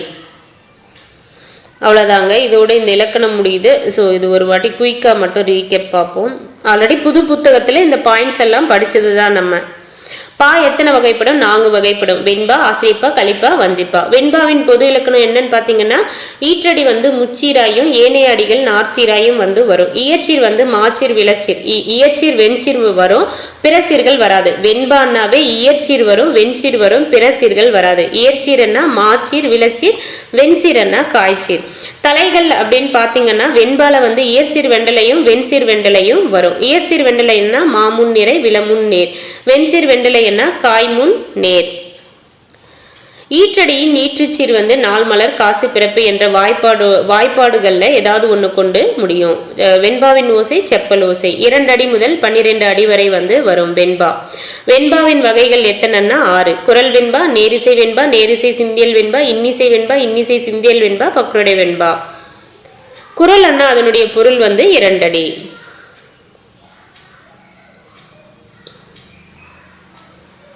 ஆசிரியப்பாவின் பொது இலக்கணம் வந்து பாருங்க. அளவடிகள் வந்து பெற்று வரும். அளவடிகள்னா 4 சீர்களை வந்து பெற்று வரும். இயற்சீர் வரும், பயின்று வரும், பிற சீரும் வரும். எது வந்து ஆசிரியப்பாவில் வரவே வராதுன்னா வஞ்சி உரிச்சீர்கள் வந்து வராது. ஆசிரியர் தலைகள் பயின்று வரும், பிற தலைகளும் கலந்து வரும். எதுலன்னு பாத்தீங்கன்னா ஆசிரியப்பாவில். 3 அடி சிற்றலையும் பாடும் புலவரின் மனக்கருத்திற்கேற்ப பல அடிகளை பெற்று வர்றதுதான் வந்து ஆசிரியப்பா. ஆசிரியப்பாக்கான ஓசை வந்து அகவல் ஓசை. ஈற்றடியின் நீற்றுச்சீர் வந்து ஏகாரத்தில் முடிவது சிறப்பு. எதுலன்னா ஆசிரியப்பாவில். ஆசிரியப்பாவின் வகைகள் எத்தனைன்னு பாத்தீங்கன்னா 4. இன்னொன்னு சொல்ல மறந்துட்டுங்க. ஆசிரியப்பாவை வந்து வேற எப்படி சொல்லுவாங்கன்னா அகவற்பா அப்படின்னு சொல்லுவாங்க. ஆசிரியப்பாவை வந்து வேற எப்படி சொல்லுவாங்க? அகவற்பா அப்படின்னு சொல்லுவாங்க. ஆசிரியப்பா எத்தனை வகைன்னா 4. நேரிசை ஆசிரியப்பா, இணைக்குரல் ஆசிரியப்பா, நிலைமண்டில ஆசிரியப்பா, அடிமறி மண்டில ஆசிரியப்பா என 4 வகைப்படும். குரலடி என்ன? இரு சீர்கள் கொண்டது குரலடி, முச்சீர்களை கொண்டது சிந்தடி, நார்சீர்களை கொண்டது அளவடி. உலகு என்னும் சொல் வெண்பாவில் ஈற்றடியின் நீற்று சீராயின் அதன் வாய்ப்பாடு வந்து பிறப்பு. உலகு. அடுத்து வந்து பாருங்க, நல்லவை இச்சொல்லை அழகிட்டால் நேர் நிறை என பிரியும். நேரிசை ஆசிரியப்பாவின் ஈற்றியல் அடி வந்து முச்சீராய் வரும். ஆசிரியப்பாவின் நீற்றுச்சீர் வந்து ஏகாரத்தில் முடிவது சிறப்பு. நேரிசை வெண்பா 2ஆம் அடியில் தனிச்சொல் பெற்று ஒரு விகற்பத்தானும் 2 விகற்பத்தானும் வரும். இது வந்து புக் பேக்ல இருக்கிறதால இதுக்கு ஆன்சர் கொடுத்துருக்கேன். பட் இது நீங்க வந்து அந்த வகைகளில் வந்து டெஃபினேஷனோட ஒரு சில எக்ஸ்பிளனேஷனோட கொடுத்துருப்பாங்க இல்லையா வெண்பா, அது படிச்சாதான் இது என்னன்னே உங்களுக்கு புரியும். பட் வந்து இது நம்மளுக்கு எக்ஸாம் பாயிண்ட் ஆஃப் வியூவில் தேவையில்லை, அது வந்து பார்த்துக்கோங்க. 2ஆம் அடியில் தனிச்சொல் பெற்று பல விகற்பாத்தான் வருவது இன்னிசை வெண்பா ஆகும். வெண்பாவின் ஓசை வந்து செப்பல் ஓசை ஆகும். ஆசிரியப்பாவின் வேறு பெயர் வந்து அகவற்பா. ஆசிரியப்பாவின் ஓசை வந்து அகவல் ஓசை. கடன் என்ப என்றது எப்படி பிரிக்கலாம்னா அதை பிரிச்ச மாதிரி பிரிச்சுட்டு 2 குறில்கள் வந்து சேர்ந்து வந்தா நிறை அப்படின்னு சொல்லுவோம். ஒரு குறிலோட ஒற்று சேர்ந்து வந்தா நேர், குறில் தனித்து வந்தாலும் நேர் தான். அப்போ நிறை நேர்னா புளிமா, நிறை நேர்னா புளிமாங்காய். கடைசியில நேர் வந்ததுன்னா காய். அதே கடைசியில அந்த அசையில நிறை வந்ததுன்னா கனி அப்படின்னு போடுவோம். நேர் நிறைன்னா கூவிலம், நேர்னா தேமா, நிறை நேர்னா கருவிலங்காய். ஒளிமரபு ரொம்ப முக்கியம். எல்லா எக்ஸாம்லையும் இதுல இருந்து ஒரு கொஸ்டின் வந்துட்டே இருக்கு. அதனால நீங்க எங்க ஒளிமரபு படிச்சாலும் தெளிவா வந்து பார்த்துக்கோங்க. ஸோ மேலே வந்து ஒன்று ஹைலைட் பண்ண மறந்துட்டேன். நாய் கத்தியது அப்படின்னு சொல்ல மாட்டோம், டபுள் கொட்டேஷனுக்குள்ளே கொடுத்துருக்காங்க பாருங்க. நாய் குறைத்தது அப்படின்னு தான் சொல்லுவோம், அதையும் ஹைலைட் பண்ணிக்கோங்க. நாய் வந்து என்ன பண்ணும்? குறைத்தது, நாய் குறைத்தது. ஆடு கத்தும், எருது வந்து எக்காலம் இடும். இது வந்து டிஎன்பிஎஸ்சி எக்ஸாமில் ஐ திங்க் எப்போ கேட்டாங்க, 2022 கேட்டாங்கன்னு நினைக்கிறேன். எருது வந்து எக்காலம் இடும் அப்படின்றது. குதிரை கனைக்கும், குரங்கு அளப்பும், சிங்கம் முழங்கும், நரி ஊளையிடும், புலி உருமும், பூனை வந்து சீரும், யானை பிளிரும், எலி வந்து கீச்சிடும், ஆந்தை அலரும், காகம் கரையும், கிளி பேசும். ஒரு சில இடத்துல கிளி கொஞ்சம் அப்படின்னும் கொடுத்துருப்பாங்க, அதையும் சைடில் நோட் பண்ணிக்கோங்க. குயில் வந்து கூவும், குயில் கூவும். அதுக்கப்புறம் சேவலும் கூவும் அப்படின்னு தான் சொல்லுவாங்க, அதையும் சைட்ல நோட் பண்ணிக்கோங்க. கோழி வந்து கொக்கரிக்கும், சொக்கிலேயே கொடுத்துருக்காங்க பாருங்க. சேவல் கூவும், குயிலும் கூவும், சேவலும் கூவும். புறா குணுகும், மயில் அகலும், வண்டு வந்து முரளுமா, வண்டு வந்து முரளும். வினை மரபு அம்பு எய்தார், ஆடை நெய்தார், உமி கருக்கினாள், ஓவியம் புனைந்தான், கூடை முடைந்தார். கூடை முடைந்தாரும் வந்து குரூப் 4ல கேட்டிருப்பாங்க, இப்போ நடந்த குரூப் 4ல. சுவர் எழுப்பினான், செய்யுள் ஏற்றினான், சோறு உண்டான், தண்ணீர் குடித்தான், பால் பருகினான். இந்த சுவற்றில்ன்றதெல்லாம் கூட கேட்டிருக்காங்க குரூப் 4ல 2022 சம்திங் அந்த வருஷம் தான் கேட்டிருக்காங்க. பூ பறித்தாள், பால் பருகினாள், மரம் வெட்டினான், மாத்திரை விழுங்கினான், முறுக்கு தின்றான். பிறமொழி சொற்களை நீங்கி தமிழ்ல வந்து எழுதுறது. பிறமொழி சொல் தமிழ் சொல் வந்து பாருங்க. அங்கத்தினர்னா உறுப்பினர், அதிகாரி அலுவலர், அதிபர்னா தலைவர், அந்நியர்னா அயலார், அபிஷேகம் நீராட்டு, அபூர்வம் அண்ணா புதுமை, அலங்காரம் அண்ணா ஒப்பனை, அனுமதி அண்ணா இசைவு, ஆபத்து அண்ணா இடர், ஆராதனை அண்ணா வழிபாடு, ஆசீர்வாதம் அண்ணா வாழ்த்து, லஞ்சம் அண்ணா கையூட்டு, லாபம் அண்ணா வருவாய், உத்தரவு அண்ணா ஆணை, உத்தியோகம் அண்ணா பணி, உபயோகம் அண்ணா பயன், கிராமம் அண்ணா சிற்றூர், குமாரன் அண்ணா மகன். ஸோ மகனை வந்து என்னன்னு சொல்றாங்க, பிறமொழி சொல் வந்து குமாரன்ன்றது தமிழ் சொல் கிடையாது. குமாரன்ன்றதுக்கான தமிழ் சொல் வந்து மகன். சாவி அண்ணா திறவுகோல், நஷ்டம் இழப்பு, நாஸ்டா சிற்றுண்டி, பாக்கி வந்து நிலுவை, கஜானா வந்து கருவூலம், விஞ்ஞானம் வந்து அறிவியல், ஜனங்கள் வந்து மக்கள், நிபுணர் வந்து வல்லுனர், ஹாஸ்பிட்டல் வந்து மருத்துவமனை, டீ ஸ்டால் வந்து தேநீர் கடை, பஸ் ஸ்டாண்ட் வந்து பேருந்து நிலையம், போஸ்ட் ஆபீஸ் வந்து அஞ்சலகம். மயில் அகவும், கூகை குளரும், யானை பிளிரும், காகம் கரையும், ஆடு கத்தும். ஆடு வந்து என்ன பண்ணும், கத்தும். அதே மாடு அண்ணா கதரும், எருமை அண்ணா எக்காலமிடும். எங்கள் பள்ளிக்கு சுற்றுச்சுவர் எழுப்பப்பட்டது. பாரதியார் செய்யுளை ஏற்றினார். வேடன் எய்த அம்பு யானையை வீழ்த்தியது. மாறன் ஓவியத்தை வரைந்தான். அந்த சிற்பம் ஒரே கல்லில் செதுக்கப்பட்டது. பிறமொழி சொற்களை நீங்கி உரிய தமிழ் சொற்கள் எழுதுக. வேலன் சொந்த தொழிலில் அதிக வருவாய் ஈட்டினான். அந்த அறிவியல் அறிஞர்களின் கண்டுபிடிப்பு மிகவும் புதுமையானது. அனைவரையும் உண்ணா நோன்பு போராட்டத்தில் கலந்து கொள்ளுமாறு தலைவர் அழைப்பு விடுத்தார். அவர் உடற்கூறு மருத்துவத்தில் மிக சிறந்த வல்லுனர், நிபுணர் இல்ல வல்லுனர். அலங்கரித்து என்றது ஒப்பனை கொள்வதில் பெருவிருப்பு கொண்டிருந்தால் எழிலி. ஒப்பனை என்ன மேக்கப், அலங்கரித்து அப்படின்னு சொல்றோம் இல்லையா, அதுதான். அடுத்து வந்து பாருங்க, வள்ளலாருடைய பாடல் வரிகள் வந்து கொடுத்திருக்காங்க. அப்பா நான் வேண்டுதல் கேட்டருள் புரிதல் வேண்டும், ஆருயிர்க்கெல்லாம் நான் அன்பு செய்தல் வேண்டும், எப்பாரும் எப்பதமும் எங்கனும் நான் சென்றே எந்தை நின தருட்புகளை இயம்பியிடல் வேண்டும், செப்பாத மேனிலை மேல் சுத்த சிவமார்க்கம் திகழ்ந்தோங்க அருட்ஜோதி செலுத்தியிடல் வேண்டும், தப்பேது நான் செய்யினும் நீ பொறுத்தல் வேண்டும், தலைவர் நினைப்பிரியாத நிலைமையும் வேண்டுவனே அப்படின்ட்டு யார் ஏற்றுறாரு, ராமலிங்க அடிகளார் வந்து ஏற்றிருக்காரு. இப்பாடல் வந்து ராமலிங்க அடிகளின் திருவருட்பா 6ஆம் திருமுறையில் சுத்த சன்மார்க்க வேண்டுகோள் என்ற தலைப்புல வந்து இடம்பெற்றிருக்கான். சுத்த சன்மார்க்க வேண்டுகோள் திருவருட்பால 6ஆம் திருமுறையில். ஸோ இதில் அணிநயம், இதில் வந்து என்ன அணி பயின்று வந்திருக்குன்னா இயல்பு நவிர்ச்சி அணி. ஸோ நம்மளுக்கு பாடல் படிக்கும் போதே வந்து இயல்பான நடக்கக்கூடிய விஷயம் தானே சொல்கிறாரு, கடவுள்கிட்ட இயல்பாக வந்து அவர் வேண்டுறது அதை தான் கொடுத்துருக்காங்க. அப்போ வந்து இதில் என்ன அணி பயின்று வந்திருக்குன்னா இயல்பு நவிர்ச்சி அணி வந்து பயின்று வந்திருக்கு. இங்கே வந்து பார்த்தீங்கன்னா அருள் அன்பு புகழ் என்பவை இயற்கை விளக்கம். ஸோ அருளை வேண்டும், எப்பவுமே நான் உங்களை இறைவனை வந்து பற்றி இருக்கணும் அப்படிலாம் வந்து வரிகள் ஏற்றிருக்காரு இல்லையா. ஸோ அந்த அருளும் அன்பும் புகழும் வந்து ஒரு இயற்கையான ஒரு விளக்கம். அவை காட்டலாக பொருள் என்பர். ஸோ அந்த அருள் அன்பை வந்து நம்ம ஒரு பொருளாக காட்ட முடியுமா, காட்ட முடியாது. ஸோ அது காட்டலாக பொருள், காட்ட முடியாத ஒரு பொருள் அன்னிட்டு யார் சொல்றாரு, தொல்காப்பியர் வந்து சொல்லியிருக்காரு. காட்டலாக பொருள், அருள் அன்பு புகழ் என்பவை இயற்கை விளக்கம், அவை காட்டலாக பொருள் அன்னிட்டு யார் சொல்லியிருக்காங்க, தொல்காப்பியர். அந்த அருள் அன்பு புகழையும் ஹைலைட் பண்ணிக்கோங்க. அடுத்து எதுகை மோனையை பத்தி கொடுத்திருக்காங்க பாருங்க. பாடலில் அடிதோறு இரண்டாவது எழுத்து ஒன்றி வருவது எதுகை. ஸோ அந்த எதுகைக்கு எக்ஸாம்பிளும் கொடுத்திருக்காங்க பாருங்க. அப்பா எப்பாரும் செப்பாத தப்பேது அப்படின்ட்டு. பாடலில் அடிதோறும் முதல் எழுத்து ஒன்றி வருவது மோனை. ஓரடியில் முதல் 3 சீர்களில் வருவது கூலை மோனை. ஸோ ஓரடியில் முதல் 3 சீர்களையுமே முதல் எழுத்து ஒன்று போல கீழே கொடுத்திருக்காங்க இல்லையா, அது போல முதல் 3 சீர்களிலும் முதல் எழுத்து ஒன்று போல வருவது கூலை மோனை அப்படின்னு சொல்லுவாங்க.